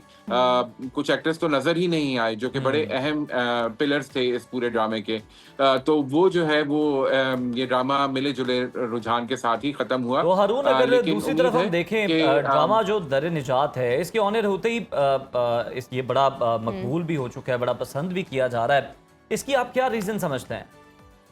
उमैरा अहमद का स्क्रिप्ट है जनाब, और वो जाहिर है कि उमैरा जब भी लिखती हैं टेलीविजन के लिए तो लोग उसको फौरन अटेंशन तो मिल जाती है। साथ साकिब खान की डायरेक्शन है। स्टार कास्ट इसकी बहुत अच्छी है। नुमैर खान है इसमें शहरयार मुनव्वर हैं और ऑफ कोर्स दुरेफिशा सलीम। तो बिल्कुल, तो उसके साथ जो है ये ड्रामा शुरू हुआ है, बहुत प्रॉमिसिंग लग रहा है। पहली किस्त के साथ लोगों को थोड़ा सा ये रहा कि कहानी कुछ बहुत ज्यादा आगे बढ़ी नहीं, बड़ी प्रिडिक्टेबल सी लगी। ऑफ कोर्स सानिया सईद भी हैं इसमें भी सबा हमीद आपको नजर आएंगी, फारहान ताहिर भी हैं, नवीन नकवी जो माँ का किरदार अदा कर रही हैं।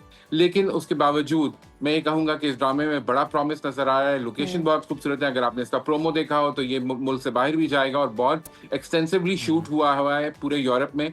तो वो हमें बहुत सारी साइट्स देखने को मिलेंगी जो कि एक डिफरेंट लुक होगी पाकिस्तानी स्क्रीन के लिए। अच्छा, अब कुछ बात कर लेते हैं जो हमारे एक्टर्स हैं उनके हवाले से। जो एक्ट्रेस हैं निम्रा खान, उन्होंने एक हालिया पोस्ट लगाई, बड़ी सैड रील थी जिसके बाद उनकी तलाक की अफवाहें फैल गई हैं जिनकी उन्होंने तो तरदीद की है। आप बताइएगा, क्या वाकई में उनके रिश्ते में कोई खटपट चल रही है?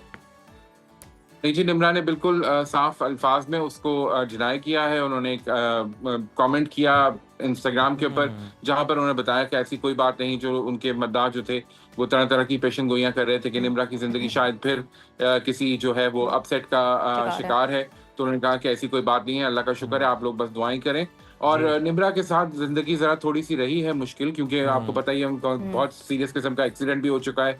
फिर उनकी जिंदगी में मुख्तलिफ उतार चढ़ाव आते रहे। लेकिन हमारी दुआ है कि निम्रा अपनी जिंदगी में सेटल रहें और ये मामला इसी तरह चलता रहे। बिल्कुल जी, हम इसके लिए दुआ गो भी हैं। अच्छा, हमने देखा था कि कमाली का किरदार अदा करने वाले इफ्तिखार साहब, उन्होंने अपने सोशल मीडिया को बड़ा एक्टिव किया और उन्होंने बताया कि वो अच्छी अर्निंग भी करें। अब हम देख रहे हैं कि सीनियर अदाकारा शगुफ्ता एजाज़ भी यूट्यूबर बनने का फैसला कर चुकी हैं और कंटेंट बाकायदा बना भी रही हैं। तो आपकी नज़र से गुजरा है उनका कंटेंट, कैसा लगा आपको? जी, बिल्कुल, शगुफ्ता बहुत अरसे से कंटेंट बना रही हैं, उनका यूट्यूब चैनल भी रहा है, उनकी बेटियाँ भी जो हैं वो अपने-अपने यूट्यूब चैनल बनाती हैं और ब्लॉग्स वगैरह उनके यूट्यूब के ऊपर व्लॉग्स अपलोड होते रहते हैं, उनके दामाद भी इसमें शामिल रहे हैं उनके साथ-साथ। तो सही। शगुफ्ता के सफ़र में हम उनके साथ हैं, ख़वातीन के लिए ख़ास तौर पे वो हाउसवाइफ़्स जिनके बच्चे अब थोड़े से बड़े हो चुके हैं और वो साथ-साथ अपनी प्रोफ़ेशनल ज़िंदगी को भी लेकर चल रही हैं। वो शगुफ्ता की कहानियाँ जो होती हैं एवरीडे लाइफ़ की, वो काफ़ी रेलेवेंट रहती हैं। तो ऑल द बेस्ट टू शगुफ्ता। मेरे ख्याल में चाहे वो शगुफ्ता एजाज़ हों, बुशरा अंसारी हों, उनकी बिहाइंड द सीन्स किस्म की जो वीडियोज़ आती रहती हैं, फिर उनके जो अपने पर्सनल लाइफ़ के व्लॉग्स होते हैं, वो सब मेरे ख्याल में उसके लिए एक सर्टेन किस्म की ऑडियंस है और वो उनको बहुत शौक के साथ देखती है। तो full marks to Shagufta for being that creative and taking the lead. तो बिल्कुल जी, कंटेंट बनाते रहें इस तरह, लेकिन मैं वो अगेन कहूँगा कि ज़िम्मेदारी के साथ और अच्छा कंटेंट। अच्छा, हारून साहब, हमने देखा है कि हम थोड़ा टाइम पीछे जाते हैं, जब यूट्यूबर्स यूट्यूब पे कंटेंट बनाते थे या कंटेंट क्रिएटर्स को जो एक्टर्स थे वो काफ़ी तनकीद का निशाना बनाते थे। अब चूंकि वो भी अब सोशल मीडिया की तरफ आ गए हैं, बुशरा अंसारी साहिबा का भी अपना एक यूट्यूब चैनल है, बड़ा अच्छा है। तो अगर ये भी कंटेंट बनाती हैं, लाइक व्लॉगिंग दिखाती हैं, या तो ये कहीं ना कहीं हम ये नहीं कहेंगे कि उन पे भी तनकीद होगी कि आप तो उन पे तनकीद करती थी कि वो अपना घर दिखाते हैं, व्लॉगिंग करते हैं, और सेम वही चीज़ आजकल हम देख रहे हैं कि एक्टर्स भी कर रहे हैं। तो देखिए जी, मेरा तो नहीं ख्याल कि ये तनकीद कोई जायज़ तनकीद थी या है। आजकल जो है वो कैमरा हर एक के पास है उनके फ़ोन में और वो इससे बिल्कुल जिस तरह का चाहे कंटेंट बनाकर डाल अच्छा। सकते हैं। अब वो अपने अकाउंट को पब्लिक करते हैं या प्राइवेट करते हैं, ये उनकी अपनी चॉइस है। अगर उनके फॉलोअर्स हैं, उन लोग उनको देखना चाहते हैं, जानना चाहते हैं कि उनके ख़यालात ज़िंदगी के मुख्तलिफ़ पहलुओं के बारे में क्या हैं, सियासत से लेकर माशरे की डिफरेंट जो फ़ैसेट्स हैं उनके बारे में वो क्या कहना चाहते हैं, अपना ओपिनियन देना चाहते हैं और लोग उनको देखने के लिए तैयार हैं, तो मेरे ख्याल में इसमें कोई हर्ज नहीं है। लेकिन मुझे वो तनकीद समझ नहीं आई थी। मुझे पता है कि किसकी तरफ इशारा करी है। एक बहुत बड़े नाम हमारी इंडस्ट्री के फ़ाहद मुस्तफ़ा, उन्होंने इसके ऊपर बहुत एतराज़ किया था कि ये जो कंटेंट क्रिएटर्स हैं या यूट्यूबर्स हैं, ये किस तरह एक्टर्स की बराबरी कर सकते हैं। लेकिन अब हम देखते हैं कि बहुत से वो सब एक्टर्स यूट्यूब पे आ रहे हैं। हैं, ये तो हमने सिर्फ 2 नाम लिए, लेकिन बहुत से एक्टर्स हैं जो कि अपने यूट्यूब चैनल्स चला रहे हैं। तो मेरे बिल्कुल ख्याल में हारून, अब आप जो है सही वो कह रहे मीडिया हैं। में अगर हम देखें तो ये जो डिजिटल प्लेटफॉर्म्स हैं, लोग इससे पैसा भी कमा रहे हैं, नए एवेन्यूज़ भी खुल रहे हैं। अब ज़ाहिर है इंडस्ट्री में इतने लोग आ चुके हैं, ज़रूरी तो नहीं है सबको काम मिले, तो बहुत सारे एवेन्यूज़ जो हैं वो खुल बिल्कुल। गए हैं। और फिर आप देखें कि डिजिटल मीडिया जो है, ये से हम देखें तो ये कांस्टेंट है, और जो कंटेंट है आपका, वो आप देखें कि किस तरह से आप कोई डिफरेंट बना रहे हैं, जिस पे आप कोई पॉजिटिव चीज़ जो है वो कन्वे कर रहे हैं, तो वो तो लाइक तहसीन है, उस पर तो क्रिटिसाइज नहीं किया जा सकता बल्कि अप्रिशिएट किया जाता है। एग्जैक्टली आप देखिए कि पूरी दुनिया में ये ट्रेंड चल रहा है। बहुत से एक्टर्स हैं जो कि अपना कंटेंट यूट्यूब के ऊपर भी बनाकर डाल रहे हैं, साथ साथ वो मीडिया में काम भी कर रहे हैं एक्टिवली, चाहे वो फिल्म हो या टेलीविजन, लेकिन साथ वो यूट्यूब के ऊपर भी अपना चैनल चला रहे हैं। जैसे कि फराह खान का आपने देखा हो अगर, जी। यूट्यूब चैनल अभी पिछले दिनों मेरी नजर से गुजरा। इंडिया की बहुत अच्छी बड़ी डायरेक्टर हैं, बहुत बड़ी बड़ी फिल्में उन्होंने बनाई हैं, बड़े बजट की फिल्में बनाई हैं, तो उन्होंने भी अपना यूट्यूब चैनल बनाया हुआ है और वो हारून, constantly उसके आलिया ऊपर भट्ट का भी अपना every week यूट्यूब एक चैनल है। एपिसोड अपलोड करते हैं। जी बिल्कुल। तो जाहिर है कि ये एक नया ट्रेंड है, एक नया मीडियम है और सबके पास अवेलेबल है और लोग जिसको देखना चाहेंगे देखेंगे, जिसको नहीं देखना चाहेंगे उसको मजबूरन अपना चैनल बंद करना पड़ेगा। तो ये चॉइस जो है अब व्यूअर्स ये के पास ऑडियंस है। की है, बिल्कुल। अच्छा, अब अदाकारी कोई आसान काम नहीं है। फरहान ताहिर और सबा हमीद एक ड्रामे में मियाँ बीवी हैं और एक में माँ बेटे का किरदार निभा रहे हैं। कितना मुश्किल होता है किरदार में ढलना। हमारे नए फनकारों में ऐसी खूबी आपको नजर आती है, वो कर पाएंगे? अच्छा, ये किरदार में ढलना तो एक बात है, लेकिन नाजरीन का या व्यूअर्स का उस किरदार को हजम कर लेना ये दूसरी बात है। जी। मेरे ख्याल में ज्यादा बड़ा चैलेंज ये है कि हम एक ही वक्त में एक ड्रामे में उनको माँ और बेटे के रूप में देख रहे हैं और एक ड्रामे में उनको मियाँ और बीवी के रूप में देख रहे हैं। मेरे ख्याल में ये कोई बहुत अच्छी आइडियल सिचुएशन नहीं है। अच्छा। ड्रामों को पेस आउट करना चाहिए। एक्टर्स को भी मालूम होना चाहिए कि वो जिस ड्रामे में काम कर रहे हैं या जिस प्रोजेक्ट में काम कर रहे हैं उसका एयरिंग स्केड्यूल क्या है या उसका ब्रॉडकास्ट स्केड्यूल क्या है, और साफ तरीके से ये चैनल्स को और अपने डायरेक्टर्स को बता देना चाहिए कि जी मैंने एक अभी ड्रामा किया है जिसमें यही फनकार जो थे वो मेरे बेटे का या भाई का किरदार अदा कर रहे थे, और अब आप उनको जो है वो मेरा शौहर या किसी और दूसरे रिश्ते में दिखा रहे हैं, तो जाहिर है कि वो एक अजीब सी डायकॉटमी नजर आती है स्क्रीन पे।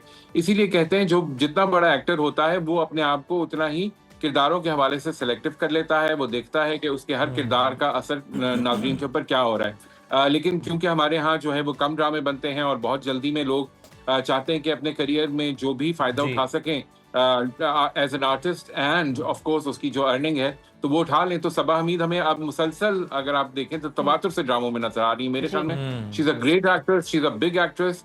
पाकिस्तान में इस वक्त मेरे ख्याल में उनके पाए की दूसरी कोई अदाकारा हमें नजर नहीं आती जितनी वैरायटी और किरदार उन्होंने निभाए हैं। लेकिन इसके बाद भी मैं ये कहना चाहूंगा कि थोड़ा सा जो है वो स्पेस आउट भी करें, थोड़ा सा इस बात का ख्याल रखें कि आप हर दूसरे ड्रामे में नजर आ रही हैं तो फिर उन्हीं फनकारों के सेट के साथ मुख्तलिफ रिश्ते को देखना ये नाजरीन के लिए जरा चैलेंजिंग होता बिल्कुल है। बिल्कुल अब हारून, जो दादी के किरदार आप में अदा कर रहे होते हैं उसके असरात होते हैं ऑडियंस पर भी, आपके देखने वालों पर भी। और अगर हम देखें तो ड्रामा आपकी इज्जत की जो कामयाबी है, इसमें आप क्या समझते हैं कि टाइटल सॉन्ग ने कितना इंपॉर्टेंट रोल प्ले किया है?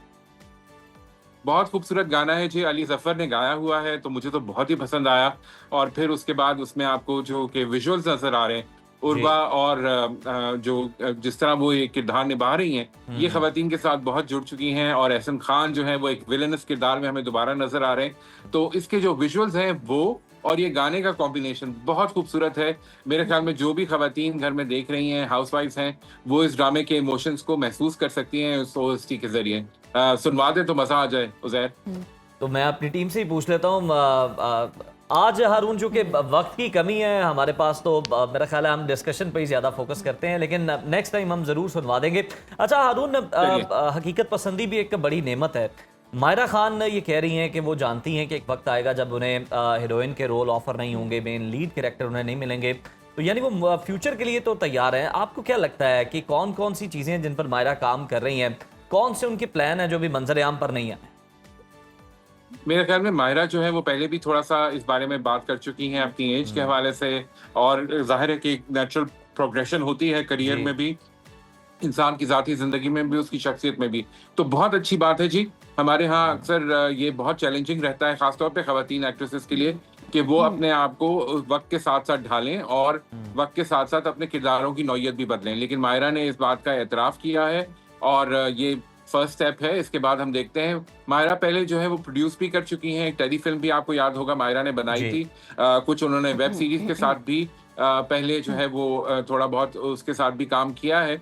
तो मेरे ख्याल में मायरा के लिए बेस्ट यही होगा, और मुझे पता है कि मायरा इस बारे में सोच भी रही हैं कि वो डायरेक्शन और प्रोडक्शन की तरफ जाएं, और उनका भी एक यूट्यूब चैनल है मैशन के नाम से, जो कि वो चला रही हैं, बड़ी सक्सेसफुली चला रही हैं। जाहिर है वो उसके ऊपर नजर नहीं आती, लेकिन वो मुख्तलिफ डिफरेंट क्लिप्स बनाकर उसके ऊपर चलते रहते हैं। इट्स अ बिग एंटरप्राइज जो कि मायरा ने फॉर्मली लॉन्च किया हुआ है। बिल्कुल ऐसा ही है। जी बिल्कुल बिल्कुल। अच्छा हारून, वसीम अब्बास का फिरदौस जमाल की अदाकारी का लेजेंडरी कवी खान से मवासना करना और उन पर ओवर एक्टिंग का इल्जाम लगाना किस हद तक ठीक है? मेरे ख्याल में तो जी ये बहस अब खत्म हो जानी चाहिए। फिरदौस जमाल साहब जो है वो इसमें ऑलरेडी काफी जो है वो क्लाउड फैला चुके हैं। उन्होंने एक एक बड़े एक्टर को जिस तरह एनालाइज किया है, मेरा नहीं ख्याल कि उसकी जरूरत थी, और फिरदौस जमाल को ये बात सूट करती थी। अब जाहिर है कि अगर आप तालाब में पत्थर फेंकते हैं तो फिर उसकी लहरें जो बनती जाती हैं वो बहुत दूर तक जाती हैं। तो वसीम अब्बास साहब ने इसी तरह फिर फिरदौस जमाल के ऊपर जब बात की है, तो शायद कुछ लोगों को जो कि फिरदौस जमाल के मद्दा है उनको बुरा लगेगा। Firdous is a great actor, I have great respect for him, I have worked with him, he is a phenomenal actor. Pakistan के बड़े एक्टर्स में उनका हमेशा नाम आएगा। लेकिन कभी खान साहब की भी एक बहुत अमेजिंग बॉडी ऑफ वर्क है, उन्होंने बहुत काम छोड़ा है जो कि हम सब आज भी चेरिश करते हैं। तो मेरे ख्याल में कुछ एक्टर्स होते हैं जो कि एक सर्टेन थ्रेशोल्ड से ऊपर चले जाते हैं, उनके बारे में कमेंट करते हुए खास तौर पे एहतियात करने की जरूरत है। अब आज मैं या आप बैठकर बुशरा अंसारी की शख्सियत पे, उनके फैसलों के ऊपर तो बात कर सकते हैं, लेकिन उनकी एक्टिंग प्रावेस के ऊपर, उनकी एक्टिंग टैलेंट के ऊपर बात करना मेरे ख्याल में ये ज्यादती होगी। सेम गोज फॉर फिरदौस जमाल साहब, बहुत इज्जत और एहतराम के साथ। सेम गोज फॉर कवि साहब and of course Wasim Abbas साहब भी। इतने जब साल आप इस फील्ड में लगा लेते हैं तो उसके बाद मेरे ख्याल में जाहिर है कि आपकी जो नेचुरल टैलेंट होता है वो और भी पॉलिश हो जाता है। हारून, तो इस तरह की बातों से एहतियात करनी चाहिए। को लेकर उस पर अब बात कर सकते हैं, कोई बेहतरी के लिए आप तजवीज़ दे सकते हैं, कोई इस तरह की चीज़ आपको जो कि इस्लाह के लिए हो वो आप कर सकते हैं। लेकिन पर्सनल स्कोल्स जो है हम माजरत के साथ देखते हैं कि वो सेटल हो रहा होता है, और साथ ही साथ आप रगेद रहे होते हैं, एनालाइज नहीं कर रहे होते, तो ये जो है बिल्कुल एक्सेप्टेबल नहीं है और लोग भी जो है इसको बहुत ज़्यादा पसंद नहीं करते। बहुत शुक्रिया हारून का, और आपने हमें बताया कि जनाब शोबिज़ इंडस्ट्री के अंदर आखिर चल क्या रहा है और जो ड्रामे इतने मकबूल हो रहे हैं, क्या वो अपने OSTs की वजह से हैं, जोड़ियों की वजह से हैं, या फिर कहानी बड़ी जो है मजबूत है, बड़ी ज़बरदस्त है। तो जनाब अभी प्रोग्राम में वक्त हुआ है ब्रेक का, कहीं मत जाइए, देखते रहिए सुनो पाकिस्तान। दिन भर की थकन के बाद एक पुरसुकून और मुकम्मल नींद इंसान की जिस्मानी और जहनी सेहत के लिए इंतहाई ज़रूरी है, लेकिन अक्सर लोग सुबह उठते ही गर्दन में दर्द, कमर की खिंचाव या थकावट की शिकायत करते हैं, जिसकी बड़ी वजह हमारा गलत पोजीशन में सोना या फिर गैर मुनासिब तकिए और मैट्रेस का इस्तेमाल करना बिल्कुल होता है। उज़ैर, आप सही कह रहे हैं। हम अक्सर सिर्फ नरमी देखकर तकिया या मैट्रेस खरीद लेते हैं, जबकि माहिरीन कहते हैं कि हद से ज़्यादा नरमी हमारी रीढ़ की हड्डी और गर्दन के लिए नुकसानदेह हो सकती है। पुरसकून नींद कैसे लें, तकिए का इंतखाब कैसे करें और बेख्वाबी की वजूहात क्या होती हैं, यही जानने के लिए आज हमने दावत दी है नामवर फिजियोथेरेपिस्ट डॉक्टर नूर फातिमा को। अस्सलाम वालेकुम, कैसी हैं आप? अच्छा डॉक्टर साहब, कहिएगा कि एक इंसान के लिए पुरसकून और आरामदेह नींद मुमकिन बनाने के लिए बुनियादी असूल क्या हैं, वो क्या करे कि उसको बहुत अच्छी नींद आए? अच्छा, नींद के लिए सबसे पहली चीज़ जो ज़रूरी है वो ये है कि अपने दिमाग को इतना रिलैक्स कर लें कि आपको नींद आ जाए। सबसे जो बड़ी गलती हम कर रहे होते हैं वो ये कर रहे होते हैं कि सोने से पहले हमारे दिमाग में इतनी ज़्यादा सोचें चल रही होती हैं, बिल्कुल हम रिलैक्सेशन सोचें भी चल रही होती हैं, रील्स भी चल रही होती हैं। रील्स एक्चुअली बेसिक रीज़न आपकी रील्स होती हैं, क्योंकि आपकी स्क्रीन में आप कॉन्टीन्यूसली जब रील्स देख रहे हैं, चीज़ें कर रहे हैं, तो स्क्रीन आपकी एक तो जो भी आप कंटेंट देख रहे हैं वो आपको कोई ना कोई सोच में मुब्तला कर रहा होता है कि हाँ अभी ये नहीं किया उसने ये कर लिया। और सेकंड ये होता है कि आपके स्क्रीन में एक ब्लू फैक्टर होता है जो आपकी बॉडी में मेलाटोनिन की प्रोडक्शन को कम कर देता है, जिसकी वजह से आपका दिमाग सो नहीं पाता है। आप अगर लेट भी जाते हैं, कुछ भी होता है, तो आप सो नहीं पाते हैं, स्विच ऑफ नहीं हो रहा होता है आपके दिमाग में। इसकी वजह से हमारी नींद जो है बहुत ज़्यादा डिस्टर्ब हो जाती है। This is the biggest reason अगर आप कहें कि हमारी नींद ना आने की। सेकेंड, जैसे आपने बात की कि तकिए का और मैट्रेस का इस्तेमाल हमारा किस तरह का है, हम उसको किस तरह से अपनी बॉडी के अकॉर्डिंगली यूज़ कर रहे हैं या नहीं कर रहे हैं। हमारे यहाँ पे बहुत ज़्यादा जो ख़राबी है वो ये है कि एक मैट्रेस जो हमने यूज़ कर रहे हैं वो 8-8, 10-10 साल चल रहा होता है हमारे यहाँ पे। मैट्रेस की मैक्सिमम 6 साल एक उसकी आप अगर के लाइफ टाइम एक मैट्रेस का है वो 6 साल तक उसके बाद तब्दील करें आप। उसके बाद आपको तब्दील करना होता है। सेकेंडली अगर आप देखें तो मैट्रेस में आपको हर 6 महीने के बाद उसकी जो जहाँ पे आपके पाँव हैं उसकी आपको डायरेक्शन चेंज करनी होती है कि वो सर की तरफ आ जाए आपका। मैट्रेस का ये आपको एक चीज़ रखनी होती है हमेशा कि आप उसकी साइड्स चेंज करते रहें। उसके अलावा मैट्रेस ये के तो बड़ी आपने वैसे कमाल की बात की है। ये तो गाड़ियों वालों को पता होता है कि गाड़ी के आपने टायर्स जो है ना वो आपने चेंज करने हैं। इंसान भी एक गाड़ी है। लॉजिक क्या है? अच्छा, इसके पीछे लॉजिक ये होता है कि जब एक ही जगह पर आप फॉर एग्जांपल बैठे रहेंगे तो बैठ के वो जगह धंसना शुरू हो जाएगी। हमारी स्पाइन का एक फॉर एग्जांपल स्पाइन के अगर आप स्पेलिंग करें तो SPIN नहीं होते हैं। ऐसे ही हमारी स्पाइन का भी एक कर्व होता है, उस कर्व को हमें मेंटेन रखना होता है। हमारा स्पाइन का कर्व जब मेंटेन नहीं ना होता फिर हमारी कमर में दर्द होती है, बेख्वाबी आपको होना शुरू हो जाती है, पट्ठों का खिंचाव शुरू हो जाता है। अक्सर औक़ात आपने देखा होगा लोग सुबह को उठ के कहते हैं हमारे कंधों में बहुत खिंचाव है। हालांकि नींद के बाद तो आपको ये खिंचाव नहीं होना चाहिए, लेकिन उसका सबसे बड़ा रीज़न ये या तो आपका मैट्रेस बहुत नरम है कि आपकी कमर उसमें धंस गई। अच्छा नूर, ये बड़ी इंपॉर्टेंट बात है आपने ये तो अच्छा एक मैसेज दिया कि 6 आपको साल के बाद अपना मैट्रेस जो है वो चेंज करना चाहिए। लेकिन अब तो मैट्रेस इतने आ गए हैं, पहले तो हम देखते थे कि 2-3 किस्म के होते थे, अब कोई जेल फॉर्म में भी है, कोई बहुत ज़्यादा हार्ड भी हैं, स्प्रिंग भी हैं, स्प्रिंग और फॉर्म मिक्स भी हैं, फॉर्म वाले अलग हैं। कौन सा बेहतर है और किसको कौन सा मैट्रेस जो है वो लेना चाहिए? अच्छा, मैट्रेस का अगर आपको मैं एक बड़ी आसान सी टिप्स सब जिसे घर में इस्तेमाल की जा सकती है। अगर आप मैट्रेस पे लेट रहे हैं और आप देखें कि अगर आपका हाथ कमर के नीचे से आपकी गुजर रहा है, दैट मीन्स आपका मैट्रेस ठीक नहीं है। आपका हाथ नहीं, अगर रियली सॉरी, अगर आपका हाथ कमर के नीचे से ना गुजरे दैट मीन्स आपका मैट्रेस ठीक है, क्योंकि उसने आपकी कमर को एक सपोर्ट दी हुई है। अगर आपका हाथ रुक गया दैट मीन्स आपका मैट्रेस इतना नरम है कि आपकी कमर अंदर धंस गई है और आप मैट्रेस को प्रॉपरली आपकी कमर का प्रॉपर वो कर्व नहीं मेंटेन उसमें रह पा रहा है, तो ठीक वो ठीक नहीं है। हमारे आजकल बहुत सारे, जैसे अभी आपने बात की कि जेल मैट्रेसेस आ गए हैं बहुत नरम इस तरह के। ये मैट्रेसेस रोज़ सोने के लिए नहीं होते हैं। होटल्स में अगर आप जाते हैं, फॉर एग्जांपल आप किसी बड़े 5 स्टार होटल में जा रहे हैं, वहाँ 1-2 रातें गुजारने के लिए दैट इज़ फाइन, लेकिन अगर आपने डेली रूटीन के लिए सोना है तो आपने इस चीज़ का ख्याल रखना है कि आपकी कमर को मैट्रेस सपोर्ट कर रहा हो। आपका तकिया, अगर आप देखते हैं मैट्रेस की बात की है, तकिया उसमें बहुत इंपॉर्टेंट है। अब तकिया आपको कैसे चूज़ करना है कि आपके लिए किस तरह का होना चाहिए। तकिए के लिए आपने एक चीज़ का ख्याल रखना है कि जो आपका सर्वाइकल कर्व होता है, जो हमारी गर्दन के दरमियान का एक खम होता है, हमें इससे कवर करना होता है, हमें हमारा सर ऊपर या नीचे नहीं करना होता। इट इज़ नॉट समथिंग कि आप लोग इसको बड़ा नॉर्मली अब हमारे टीवी वगैरह कमरों में कर दिए हैं और हम रात को सोते हैं मोबाइल जैसे इस्तेमाल कर रहे हैं। टेक नेक, बहुत आपने शायद एक टर्म सुनी हो, टेक नेक हो गई है जी, टेक नेक किस तरह से हो गई है। आप सोने से पहले आप देखिए, आप टीवी सामने आपने लगाया हुआ है, अब आप सीधा लेट के तो टीवी नहीं देख सकते हैं, तो आप एक के बाद एक तकिया, अपनी गर्दन को इज्जत देने की बजाय आप उसको टॉर्चर दे रहे हैं कि आप सीधा करने के लिए आपने 1 से 2 तकिए अगर रख दिए हैं, दैट मीन्स आपकी गर्दन का कर्व बिल्कुल हिल गया, आपका सर्वाइकल को जो आपने कर्व को एक मेंटेन करना था कि उससे नॉर्मल रहे। अच्छा, वो ये नूर, ये प्रॉब्लम बहुत ज्यादा हो जाता है, जी, तो जी। इसका कोई हल भी बता दें, कोई 1-2 एक्सरसाइज भी अगर आप बता सकें यहाँ पर। बिल्कुल बता देते हैं। अच्छा, ये भी होता है ना कि मैं ऐड करूंगी कि जैसा कि हम फोन यूज करते हैं, अक्सर ऐसे फोन यूज करते हैं, या अगर हम लेटे हैं तो हम अपनी गर्दन को ऐसे बिल्कुल रखेंगे, ऐसे सीधा रखेंगे, तो नेक लाइंस बहुत जल्दी आ जाती है। नेक लाइंस भी आ जाती हैं, डबल चिन बहुत जल्दी आ जाती है। तो अच्छा। इसके लिए सबसे आसान चीज़ है चिन टक आप कर सकते हैं। एक एक्सरसाइज होती है चिन टक में, क्या होता है कि आपको अपनी डबल चिन क्रिएट करनी होती है। फॉर एग्जांपल मैं आपको करके दिखा देती हूँ। आप अपनी कंधों को बिल्कुल सीधा करें और कंधों को सीधा करने के बाद अपनी चिन को अंदर की तरफ करें कि आपकी डबल चिन बाहर की तरफ आना शुरू हो।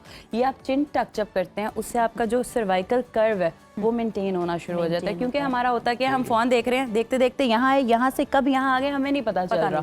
हमारा उसकी वजह से जितने आपके लेटिसिमस, ये पीछे ऊपर के जितने मसल्स हैं कंधों के, वो सारे खिंचाव में आ जाते हैं। अब आपकी गर्दन पता में चलता है आपके ट्रैप्स जो बिल्कुल। इन्वॉल्व हो गए हैं इसके अंदर, बहुत ज्यादा उन पे स्ट्रेस है। आपका बिल्कुल ऐसे ही है, आपके सारे मसल्स वहाँ से खिंचना शुरू हो जाएंगे। उसके बाद आपकी आंखों में खिंचाव आना शुरू हो जाता है। इसकी वजह से फिर आपको नींद नहीं आती है क्योंकि आपकी आंखों में खिंचाव बहुत ज़्यादा अच्छा हो नूर, जाता वो है। एक्सरसाइज भी नेक के हवाले से। जी मैं ज़रूर बता देती हूँ। नेक के लिए आपको सबसे आसान, एक मैंने चिन टक का बता दिया, आप चिन टक कर सकते हैं।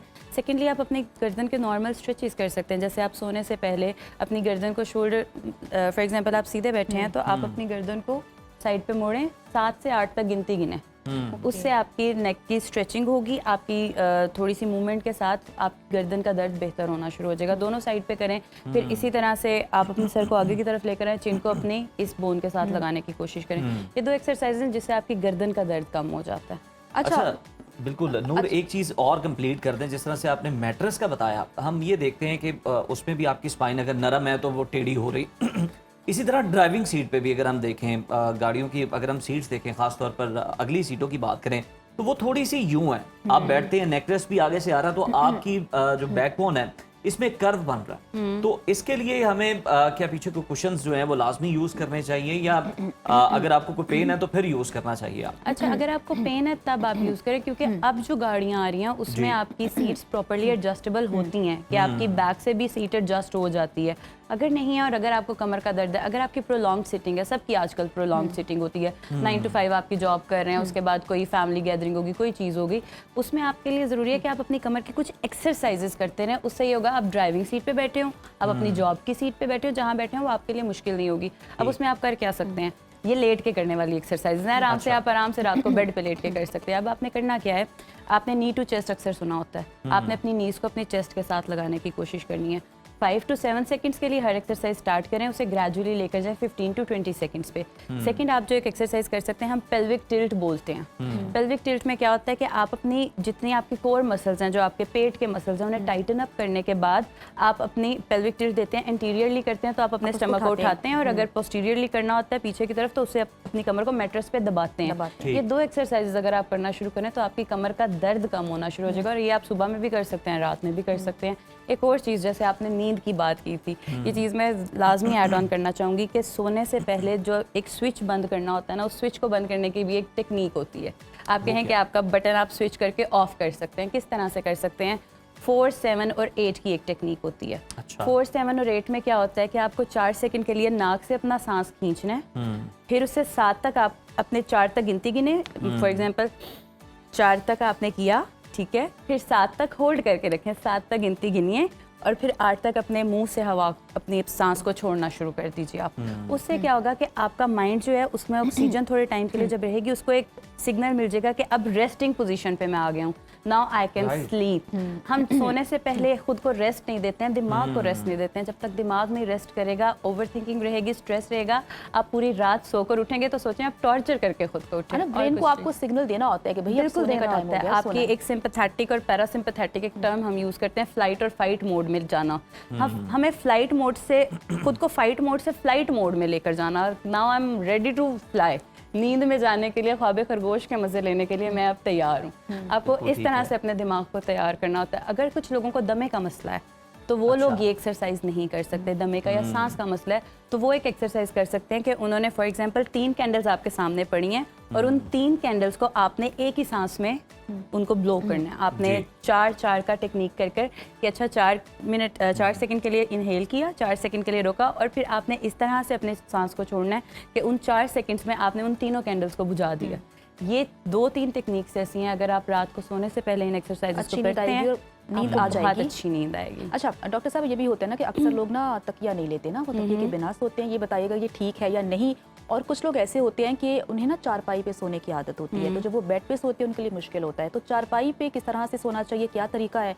और तकिया अगर कोई इस्तेमाल नहीं करता तो कोई मसले की बात तो नहीं है? अच्छा, चारपाई तो बहुत अच्छी सोने की जगह है। पर्सनली गर्मियों में सबसे ज़्यादा सोने का मज़ा ही मुझे लगता है चारपाई पे आता है। आप जितने मर्जी एसी और मैट्रेसेस यूज़ कर लें, लेकिन चारपाई पे सोने के लिए सबसे इंपॉर्टेंट चीज़ जो है, आपकी चारपाई की बुनाई प्रॉपर होनी चाहिए। आपको हर हफ्ते बुनाई करें, लूज नहीं होनी चाहिए, लूज नहीं होनी चाहिए वो। चारपाई पे आप जब लेटते हैं आपकी कमर का कर्व बिल्कुल ठीक रहता है। आपने हर दफ़ा जब सोना है आपने एक चीज़ का ख्याल रखना है कि आपका कर्व कभी भी कॉम्प्रोमाइज़ नहीं होना चाहिए, जो आपकी स्पाइन का कर्व बन रहा है। अब उसमें सोने के तरीके होते हैं। अब आप चारपाई पे सो रहे हो, आप मैट्रेस पे सो रहे हो या आप ज़मीन पे सो रहे हो, तीनों में आपने एक चीज़ का ख्याल रखना होता है कि जिस टाइम आप करवट पे सो रहे हैं तो आपकी टांगों के दरमियान में एक तकिया होना चाहिए। अगर आप मैट्रेस पे सो रहे हैं तो आपकी टांगों के दरमियान में एक तकिया होना चाहिए लाजमी। उससे क्या होता है कि हमारी जो एक कर्व बन रही होती है, हमारे जो घुटनों के दरमियान तकिया जिस टाइम पे हम रखते हैं वो उसको मेंटेन कर देता है। नहीं तो अगर आप नोटिस करें तो आपके घुटने नीचे की तरफ जाते हैं, नीचे जब आप साइड पे करवट पे सोते हैं तो घुटने नीचे की तरफ जाते हैं। आप एक तकिया दरमियान में रखें, आप चारपाई पे सोएं, आप मैट्रेस पे सोएं, आप ज़मीन पे सोएं, वो नॉर्मल आपके लिए रहता है। ज़्यादातर मैट्रेस पे ये मुश्किलात लोगों को पेश आती हैं। फिर अगर आप सीधा सोते हैं, सीधा सोते हुए आपको घुटनों के नीचे अपने तकिया रखना होता है। बहुत ऊंचा तकिया नहीं होता। आप फॉर एग्जांपल बड़ा आसान सा, घर में तौलिए होते हैं, सबके घर में तौलिए होते हैं, उन तौलियों को आप फोल्डिंग करके रख लें, रोल करके रख लें। वो उतना ही ऊंचा, सिर्फ इतना 4 to 5 इंचेस का जो बन जाए, इतनी ऊंचाई बड़े सिर्फ आपको गोल देनी। तकिए आपने गाँव तकिए नहीं रखे। नहीं, बड़े वाले बिल्कुल नहीं रखने हैं, नहीं तो उसके बाद आपकी सुबह उठ के कमर में दर्द और ज़्यादा बढ़ जाएगी। वो नहीं करना है। इन 2-3 चीज़ों का ख्याल रखें। और चारपाई पे अगर आपको सोने का सबसे आसान चीज़ जो है वो चारपाई के बुनाई करें उसकी अच्छे से आराम से। तकिए की अगर बात करें, चारपाई पे, मैट्रेस पे या जिस भी चीज़ पे आप सो रहे हैं, आप अगर आपकी हाइट लंबी है, ब्रॉड कंधे हैं, कोई भी चीज़ है, आपने सर के नीचे तकिया नहीं रखना होता। हमारे यहाँ पे हम सर के नीचे तकिया रखते हैं। आपने अपने कंधों को और गर्दन को, इन दोनों को अलाइन करना होता है। फॉर एग्जाम्पल अगर आप बैठे हैं तो बड़ी आसान सी चीज़ है, आपको अलाइनमेंट कैसे पता चलेगी? आपके कंधे और कान आपस में अलाइन हैं या नहीं है? मैं अक्सर औकात लोगों से कहती हूँ कि आप देखें, आप अगर हाथ रखते हैं तो आपके हाथ कंधे, उंगली और कंधे के कान के ऊपर आ रहा है या नहीं आ रहा है? हमारा नहीं आता है, किसी का या आगे होता है या पीछे होता है, हम में से किसी का नहीं आता है। तो आपने सोते हुए भी इस चीज़ का ख्याल रखना है कि जिस टाइम पे आप सो रहे हैं आपकी अलाइनमेंट पूरी होनी चाहिए। कंधे की और कान की, इनकी अलाइनमेंट जैसे ही पूरी होती है आपकी नींद पूरी। अच्छा, कुछ लोग जो ऐसे भी हैं कि जो ज़मीन पर सोना प्रेफर करते हैं, उससे आपकी रीढ़ की हड्डी बेहतर होती है या उसमें कोई और मसाइल भी आते हैं? और अगर वो सो रहे हैं तो उन्हें सूट कर रहा है तो सोना चाहिए या छोड़ देना चाहिए? देखिए, अभी हमने शुरू में बात की है कि सोने के लिए सबसे अच्छी चीज़ है कि जो आपकी कमर को बिल्कुल सीधा रखे और सपोर्ट कर रहा हो। तो उसके लिए ज़मीन पे सोना बहुत अच्छी चीज़ है, लेकिन ज़मीन पे बिल्कुल सीधा फ्लैट आप ज़मीन पे नहीं सो सकते हैं। जैसे योगा मैट एक होता है, इतनी मोटाई जितना मैट्रेस आपको लाजमी इस्तेमाल करना चाहिए, उसके बिना नहीं सोना चाहिए। अगर आपको कमर के ऑलरेडी मसाइल हैं, अगर आप आर्थराइटिस के पेशेंट हैं, या जैसे ज़्यादा उम्र के हमारे पेरेंट्स हो जाते हैं, नीचे बैठ कर नहीं उठ पाते हैं, अगर वो कहें कि हमने ज़मीन पर सोना है और फिर हम उसके बाद हमें सुकून की नींद आएगी, लेकिन जब वो सुबह उठेंगे उनकी कमर में डबल और ज़्यादा दर्द दर्द होगा। होगा। इसलिए इस तरह के अफराद को जिन्हें कमर के मसाइल हों, जिन्हें आर्थराइटिस के मसाइल हों, या फिर समटाइम्स हमारी वैसे हड्डियों में बहुत विटामिन डी और चीज़ों की वजह से दर्द हो रही है, अगर आपको नहीं है तो फिर आपको ज़मीन पर नहीं सोना चाहिए। आई विल नेवर रिकमेंड कि आप ज़मीन पे सोएं, क्योंकि आपकी समटाइम्स हड्डियाँ इतनी फ्रिजाइल हो जाती हैं। जब नीचे से उठते हुए ना, हम हमेशा हमारे हाथों पे, कलाइयों पे जोर डालकर उठते हैं, तो जब आप कलाई पे जोर डालते हैं वो आपकी कमर की दर्द छोड़े आपकी कलाई में दर्द शुरू हो जाएगी। तो ऐसे लोगों के लिए अच्छा नूर, हम ये भी देखते हैं कि जगह जगह पार्क्स में और चौक चौराहों में रात के वक्त जो है वो मालशी भी होते हैं जो मालिश कर रहे थे, और कुछ तो इतने एक्सपर्ट होते हैं कि उन्हें वो भी नर्व पता होता है कि अगर ये प्रेस कर दी तो बंदा ज़रा नींद बेहोशी की हालत में जाएगा, तो हमने सफाया कर देना इसकी जेब का। तो हमें ये बताएं कि क्या बहुत सारे लोग करवा रहे होते हैं, तो क्या ये करवाना चाहिए, ये सेफ है या ये उल्टा नुकसान का बायस बन जाता है? देखिए, massage is a very good thing. आप मसाज करते हैं और अगर उन स्पेसिफिक पॉइंट्स पे आप मसाज करें जहाँ होनी चाहिए तो वो अच्छा है। आपने जैसे मालिशियों की बात की जो चौराहों पे होते हैं, जैसे भी होते हैं, आप कभी नोटिस करें सड़क से गुजरते हुए अक्सर औकात मैंने तो देखा है वो आपकी पिंडली के ऊपर हाथ फेर रहे होंगे, ऐसे जोर जोर से नीचे की तरफ फेर रहे होते हैं। अच्छा, इस पे बड़ा फोकस है उनका। हाँ, जोर वो जितना जोर लगाएंगे नीचे की तरफ जोर लगा के कर रहे होंगे। जैसे आप नीचे की तरफ मसाज शुरू करते हैं, आपके पैरों में अक्सर औकात स्वेलिंग हो जाती है, एडिमा हो जाता है, पुलिंग आपके पैरों में पुलिंग होना शुरू हो जाती है। तो वो सबसे गलत तरीका होता है मसाज करने का, कि आपने डायरेक्शन में कभी भी आपने ब्लड फ्लो की ऑपोजिट डायरेक्शन में नहीं मसाज करना होता। मतलब आपकी बॉडी ने पंप वापस आपके दिल की तरफ करना है, तो आपने वो ऊपर जो दिल की तरफ खून वापस जा रहा है उसको पहुंचाने में आसानी करनी है। आपने ये नहीं करना जो नीचे आ रहा है उसको और नीचे रोकना शुरू कर दें। तो ये सबसे बड़ी गलती होती है। और उसके बाद पैरों में आप 3 दिन बाद ये आप एक दफ़ा एक एक्सपेरिमेंट करके देख लें, किसी ऐसे मालशे से आप मसाज करवा के देखें, मैंने किया नहीं, करवा के देखें। हालांकि उन्होंने बड़ी दफ़ा मुझे रागिब करने की कोशिश की है, वो शीशियां यूं अलार्म बजा। आई एम डैम श्योर आपको 3 दिन के बाद उससे ज़्यादा दर्द निकलेगा। क्यों? क्योंकि गुठलियाँ बन जाएंगी आपकी पिंडलियों में, आपकी टांगों में, बाजों में गुठलियाँ बनना शुरू हो जाएंगी। तो आई विल नेवर रिकमेंड। क्योंकि मैंने देखा है सैलून पे आप बैठते हैं ना, तो वो कुछ उन्होंने बच्चे रखे होते हैं जो आके आपको, आप फ्री टाइम में तो आपको दबाना शुरू, लेकिन वो बाद में आपको पता चलता है ये तो और आपको पेन हो गई है, और ज़्यादा पेन हो गया। हर किसी को ट्रिगर पॉइंट्स नहीं पता होते हैं। समटाइम्स हमारी नोट्स इतनी ज़्यादा सख्त होती हैं, जो ट्रिगर पॉइंट्स या कोई भी चीज़ कंधों में, बाजुओं में, कोई भी जो भी पॉइंट्स बन जाते हैं वो इतने सख्त होते हैं कि वो आपको एक दिन में निकालने ही नहीं होते हैं। हम उसको वो किसी मालिशे के पास बैठ जाए या सैलून वाला आके आपको चंपी करना शुरू कर दे, वो उसमें आपकी वो जब ज्यादा एकदम से ऐसा भी होता है ना कि आप इसी तरह की मसाज कहीं से करवा के आते हैं और वो दर्द शुरू होती है, फिर फिजियोथेरेपिस्ट के पास भागते हैं और बताते हैं कि हमने मसाज करवाई थी तो ये इशू हो गया। बिल्कुल होता है, क्योंकि उनकी डायरेक्शंस का उन्हें नहीं पता। देखें, एक इंसान जिसने सीखा है एक चीज को, उसे पता है कि किस डायरेक्शन में मुझे करना है, कहाँ पर करना है, किस नर्व पे करना है, कहाँ पे नर्व पे प्रेशर आ सकता है। सिर्फ जोर नहीं लगाना। ये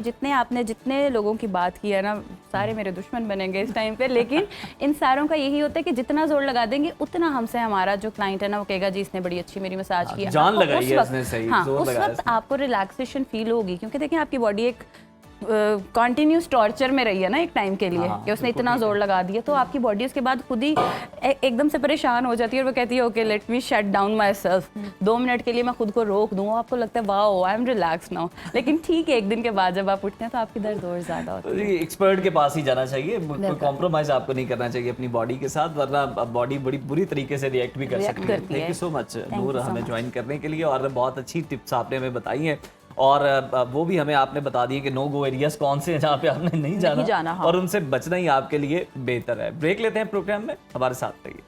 नाज़रीन, बाहर का खाना, जंक फूड और बहुत सारी चीज़ें जो चस्के के लिए हम खा रहे होते हैं, ये हमारी सेहत और जेब दोनों पर भारी पड़ती हैं। इसलिए हम अक्सर सोचते हैं कि वही जायका हमें घर में मिले जो बाहर मिलता है, ताकि सेहत भी बर्बाद ना हो और जेब पर भी कोई मुश्किल ना पड़े। और इसीलिए आज हम सुनो पाकिस्तान लाइव किचन में ऐसे हेल्दी, टेस्टी और कम खर्च स्नैक्स की रेसिपी लाए हैं जो चंद मिनटों में तैयार हो जाते हैं और बच्चों और बड़ों सभी के पसंदीदा हैं। तो आज हमारे साथ एक बार फिर मौजूद हैं नामवर फूड कंसल्टेंट और शेफ हमजा शेख। अस्सलाम वालेकुम, कैसे हैं आप? हमजा बहुत जबरदस्त लग रहे हैं सलाम, थैंक यू सो मच। आप लोगों के शो पे ना और अच्छा ना लगूं, ऐसे कैसे हो सकता है? कैसे हैं आप लोग? अल्हम्दुलिल्लाह हम बिल्कुल ठीक है हमजा, आप अच्छे लग भी रहे हैं और अच्छी चीजें बनाते भी हैं, हेल्दी भी बनाते हैं और बजट फ्रेंडली भी होती हैं। तो आज आप क्या बनाने वाले हैं? आज भी आपको ज्वाइन करते हैं, बिल्कुल बिल्कुल, ताकि कोई हेल्प चाहिए आप आए साथ साथ में बताता जाता हूँ। आज हम बना रहे हैं millefeuille strawberry coulis parfait. Okay, ठीक है, a very fancy luxurious dessert तो करने दें हमें। इतना मुश्किल नाम है, एक दफा हो जाए। मिलेफाई मिलेफाई स्ट्रॉबेरी कूली स्ट्रॉबेरी कूली पार्फे। पार्फे। वाह वाह। और साथ दूसरा हम बना रहे हैं black and strawberry mojito. Strawberry mojito. Mojito. वाह मोजिटो। तो शुरू करें? बिल्कुल लेकिन बिल्कुल नाम शुरू करें मुश्किल है, लेकिन रेसिपी आसान है, ये भी बता नहीं, दें। आई एम हाँ, श्योर हाँ। मैं इसके वे आउट्स और तरीके नाम सुन के डरना नहीं है आपने। अगर मैं देखें आके आपको खीर बनाना सिखाऊंगा then what is the point? मैं आऊं तो फिर कुछ अच्छा करवा के जाऊं, बिल्कुल, आप बिल्कुल। लोगों के उसमें जिससे फायदा हो। अच्छा जी, अब मिलिफाई का मतलब है millions of layers. It's a Okay. French dessert, ठीक है? जबरदस्त। तो हम पफ पेस्ट्री यूज कर सकते हैं या बाकरखानी पफ पेस्ट्री ही होती है, ठीक है? उसको हम इसके अंदर लेयर करेंगे काट के। साथ कूली होती है स्ट्रॉबेरी की सॉस, ठीक है, okay. Which is more pureed, Nice. जिसके अंदर जो कंपोट होता है उसके अंदर चंक्स होते हैं, जो कूली होती है वो स्मूथ सॉस होती है। Okay. और साथ ये एक बहुत difference अच्छा है इसमें। वनीला कस्टर्ड और कुछ कुकीज इस्तेमाल करेंगे। और अब हम अपनी रेसिपी शुरू करते हैं। एक Sure. अच्छा सा सर्विंग बोल ले लें, उसकी बेस में आपने नीचे बिस्किट के क्रम्स लगाने हैं, ठीक है? जो भी आपको पसंद है। या any good biscuit vanilla base हो तो वो बहुत अच्छा है, ठीक है? Alright. इसके बाद आप वनीला कस्टर्ड ले लें, हम पेस्ट्री क्रीम ले रहे हैं, क्रीम शैंटली ले लें, जो आपको आता है बनाना। पुडिंग का मिक्सचर ले लें, इसमें एक लेयर आ जाएगी हमारे वनीला कस्टर्ड की या पेस्ट्री क्रीम की या Okay. पुडिंग की, जो भी आप करना चाह रहे हैं, सही। ठीक है? अब हम इसके अंदर डालेंगे strawberry. A layer of strawberry coolie. वाह, राइट। जन्नत, आपकी कुकिंग स्किल्स कैसी हैं वैसे? मेरी कुकिंग स्किल्स बहुत अच्छी हैं। बहुत अच्छी हैं। हम अच्छा। कभी फैज़याब नहीं हुए इसलिए मैं पता नहीं। अच्छा, ये आप पफ पेस्ट्री लेके उसकी लेयर्स भी ऐड कर सकते हैं। बड़ा और अच्छा एक क्रंच ऐड हो जाएगा। हाँ बिल्कुल। जबरदस्त। दो हाथ हो रहे हैं आप बाकरखानी के साथ। पफ पेस्ट्री के साथ ये देखें, ये हमारी आ गई मिलियंस ऑफ लेयर्स, क्योंकि ये लेयर्स के अंदर बनता है। और अब इसके ऊपर we'll do our custard again. अब ये 5वीं लेयर है, मैं गिन रहा हूँ हमजा साथ हाँ। साथ। 4 लेयर्स हुई हैं, अब ये 5th है। ये देखिए, वील डू आवर। जबरदस्त। वाह जबरदस्त।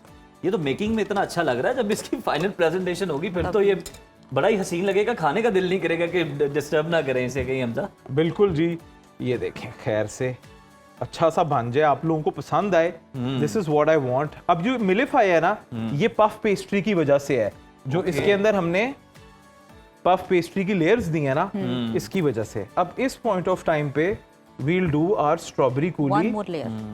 Once again.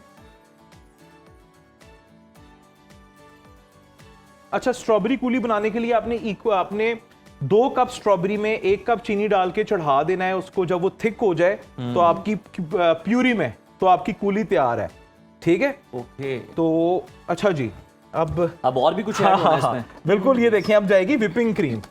Oh right. किसी भी ब्रांड की आप हाँ, एनी use कर एनी सकते गुड हैं। Brand, any good brand would work. और ये लास्ट लेयर है। हाँ जी, ओके। Puff pastry. अब लास्ट तो और भी layers लास्ट आनी बट है नॉट अभी इसमें। लीस्ट। इजी है, कन्वीनियंट है, हर कोई थोड़ा सा अपना जहन इस्तेमाल करके वो मिलियंस ऑफ लेयर्स जो है ना, वो हमारी जो बाकर खानी है हमारी पफ पेस्ट्री जी। के अंदर जो है ना, उसकी वजह से इस डिजर्ट का नाम मिलिफाई पार्फे है, लेयर्ड और विद बड़ा अच्छा भी कस्टर्ड लगता है एंड हमजा कूलिंग। खाने में। हाँ हर लेयर का एक अपना टेस्ट टेस्ट होता है। आता है। बिल्कुल, ये देखें। लेकिन अच्छा, विपिंग क्रीम आपको इजीली रेडिली अवेलेबल है, ठीक है? कोई इसमें कोई टेंशन। प्रॉब्लम नहीं है। बिल्कुल हाँ, ठीक है। ये देखें,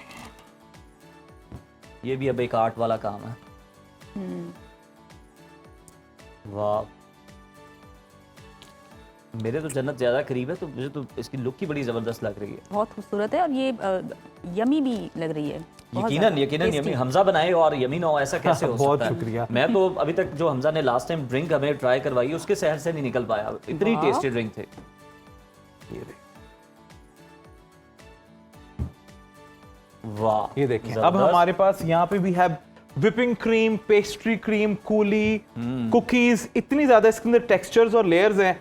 और उजैर, ये आप देख लें, आपको स्ट्रॉबेरी और हर चीज नजर आ रही कमाल, है। कमाल। ये आप मुझे हेल्प करेंगे और बहुत ही जबरदस्त है। ये इसको भी हम साइड पर रख देते हैं बिल्कुल। ताकि बाकी आप एक चीजें हम दूसरी- तैयार कर हाँ, सकें। दूसरी रेसिपी बना सकें। बिल्कुल। अच्छा जी, सेकंड रेसिपी हमारा बहुत ही एक रिफ्रेशिंग मोजिटो है, ठीक है। इसको आप मडल करके भी बना सकते हैं, मतलब इसके अंदर ये चीज़ें डालने के बाद, और आप इसके अंदर आइस भी ज़्यादा इस्तेमाल कर सकते हैं। आजकल ज़रा सबके गले ख़राब हो रहे हैं, तो मैंने सोचा कि आइस को स्किप कर देते हैं। Skip Yes. कर दिया जाए। इसके लिए वैसे भी ये चिल है, हम देख रहे हैं ड्रिंक्स जो है। हाँ जी, इसके लिए सबसे पहले हम डालेंगे नीचे थोड़ी सी साफ धुला हुआ मिंट। मिंट। ठीक। ये हमारा एक ग्लास टूट चुका है। ओह आते ये हमने देख लिया। आते आते वो हो जाता है। देखिए लाइव की यही ब्यूटी है, यही खूबसूरती है, ठीक है। और इसके अंदर we'll add lemon, lemon. Vitamin lemon. C. Yes absolutely. लोग कहते स्क्वीज किया हैं हमने इसमें लेमन, बिल्कुल। और भी बहुत सारी चीजें जो है इसमें ऐड होंगी अभी। इसके अंदर ब्लैक सॉल्ट जाएगा विच इज अमेजिंग, देखें। और इसके अंदर हम कुछ लेमन स्लाइसेस वैसे भी ऐड करेंगे to make it look beautiful and colourful. मजेदार के साथ Yeah, साथ और खूबसूरत भी लगे ड्रिंक। अच्छा, ये ब्लैक एंड देखें, इसका नाम है ब्लैक एंड। उसकी वजह ये है कि इसके अंदर हम एक अंडरटोन देंगे, वो है हमारे ब्लैक सॉल्ट की, ओके। ओके। ठीक है ना। तो mojitos are suppose to be spicy, flavourful, और उनका एक Refreshing. अपना एज एग्जैक्टली एक होना चाहिए। अच्छा जी, अब वही स्ट्रॉबेरी कूली जो या स्ट्रॉबेरी सॉस जो हमने बनाई है वो वो इसमें जाएगी भी use करेंगे? एग्जैक्टली। Green, yellow, red. वाह। या सो मेनी कलर्स टुगेदर। अब इसका ये ट्रिक है कि आपने एक लेनी है ब्लैक कोला, ठीक है। नीचे आपने थोड़ी सी वो ऐड करनी है, बीच में आपने आइस डालनी है। खिलाफत कोला यूज करें, बड़ा बेहतरीन टेस्ट होगा इसका यकीनन। ठीक हो गया सर। ब्लैक कोला और भी आप उसमें यूज कर बिल्कुल। सकते हैं, बहुत सारे फ्लेवर्स हैं। हाँ जी, ये देखें। अब हम वो ब्लैक सॉल्ट, यस, अब इसकी जादूगरी शुरू होने वाली है। ये ब्लैक सॉल्ट जो है ना, देखें कितना प्यारा उसका एम्बर मरून कलर उसका हो गया है। ये जो आपने नमक डाला ना, और ये जो आवाजें आई हैं बड़ी प्यारी। इसने प्यास बढ़ा दी हमजा हमारी। जस्ट अ टच, ठीक है। ओके। और उजैर एंड पे, उजैर और महम, जन्नत। जन्नत, सॉरी जन्नत, जन्नत। जन्नत, I am really sorry. It's okay, it's on air थोड़ा सा कभी कभी। अच्छा जी, और एंड पे यही तो लाइफ का हुस्न है, इससे पहले भी हम बात कर रहे थे। और एंड पे हमारा ब्लैक एंड स्ट्रॉबेरी मोजिटो के अंदर वाओ। नहीं जन्नत, ये वही फैंसी ड्रिंक्स है जिनके लिए आप हजारों रुपए रेस्टोरेंट वालों को लिटरली देखेंगे। हजारों हमजा ने रुपए। आपको चंद रुपयों में अच्छा, बनाना मैं सिखाया। जब रेस्टोरेंट में और घर जाता में, हूँ ना, आप घर में जो बना से सकते हैं। मर्जी रेस्टोरेंट्स में जाऊं, मैं अपनी बड़ी बेटी को सबसे पहले कहता हूँ, बेटा ड्रिंक्स मत ऑर्डर करना, Drinks पे पैसे पैसे बहुत नहीं जाया होते हैं। हाँ, तो ये देखें, ये भी एक वैसे टिप है। आप देखें ना, जिस तरह बुफे करने की टिप होती है ना, ये भी एक टिप है, बहुत जबरदस्त। बिल्कुल जी। देखें, हमारी ड्रिंक भी रेडी हो गई है, और जैसे कि हमेशा हम ऑन एयर उजैर को चेक कराते हैं। उजैर प्लीज बिस्मिल्लाह, डू मेरे द पे ऑनर्स, लें डू जी। The honours. स्ट्रॉबेरी, बहुत ब्लैक जबरदस्त, सॉल्ट, बहुत ही अच्छा मोजिटो बना है। और सब चलिए, चीजें जो उजैर हमने ने ऐड किया की तो हैं, मैं भी जरा आपको प्लीज जरूर प्लीज जरूर आप feedback भी देती हूँ। हाँ जी, आप भी लें और आप भी बताएं, अपने कमेंट्स दें। और बहुत ही अच्छी ड्रिंक है और हर चीज का हमजा फ्लेवर आ रहा है इसमें। बिल्कुल, बहुत थैंक अच्छा। यू सो मच, बहुत शुक्रिया। बेहतरीन, Refreshing? रिफ्रेशिंग, बेहतरीन। और बिल्कुल। मिंट तो वैसे मेरा फेवरेट है, बिल्कुल, अब मैं Mint बताऊं ना, तो सबका mint, favorite इसलिए मैं अपने आप को strawberry, रोक नहीं सकी। पता है, मैं भी it's टेस्ट very, करूंगी। it's nice amber maroon colour. देखिए किसका इसका पीलिंग है, और घर में बच्चों को साफ सुथरा खुद बना के दें। आपको पता होता है उसके अंदर क्या जा रहा है, खासतौर पे जिस तरह आजकल बरसात है, आपको पता है कि बाहर किस तरह वार्म ह्यूमिड एनवायरनमेंट के अंदर बैक्टीरिया किस स्पीड से ग्रो करता है। तो उस टाइम के लिए आई थिंक ये वैसे ही बहुत अच्छा है, बेहतरीन ड्रिंक है, और रिफ्रेशिंग भी है, और आपका बिल्कुल। मूड भी जो है, आपकी तबीयत भी जो है, उसको भी बहाल रखेगा। तो जनाब, ये थी आज की हमारी रेसिपीज जो कि हमने आपके साथ शेयर की हैं। आप भी घर में बनाएं, ट्राई करें। कोई कमी बेशी रह जाए तो आप दोबारा हमजा से पूछ सकते हैं, हम हमजा को फिर जहमत देंगे और उससे बिल्कुल। पूछ लेंगे। तो अपना फीडबैक भी जरूर दीजिएगा। अभी आज के प्रोग्राम से इजाजत लेंगे, कल दोबारा आपकी खिदमत में हाजिर होंगे। तब तक के लिए खुदा अल्लाह हाफिज। हाफिज।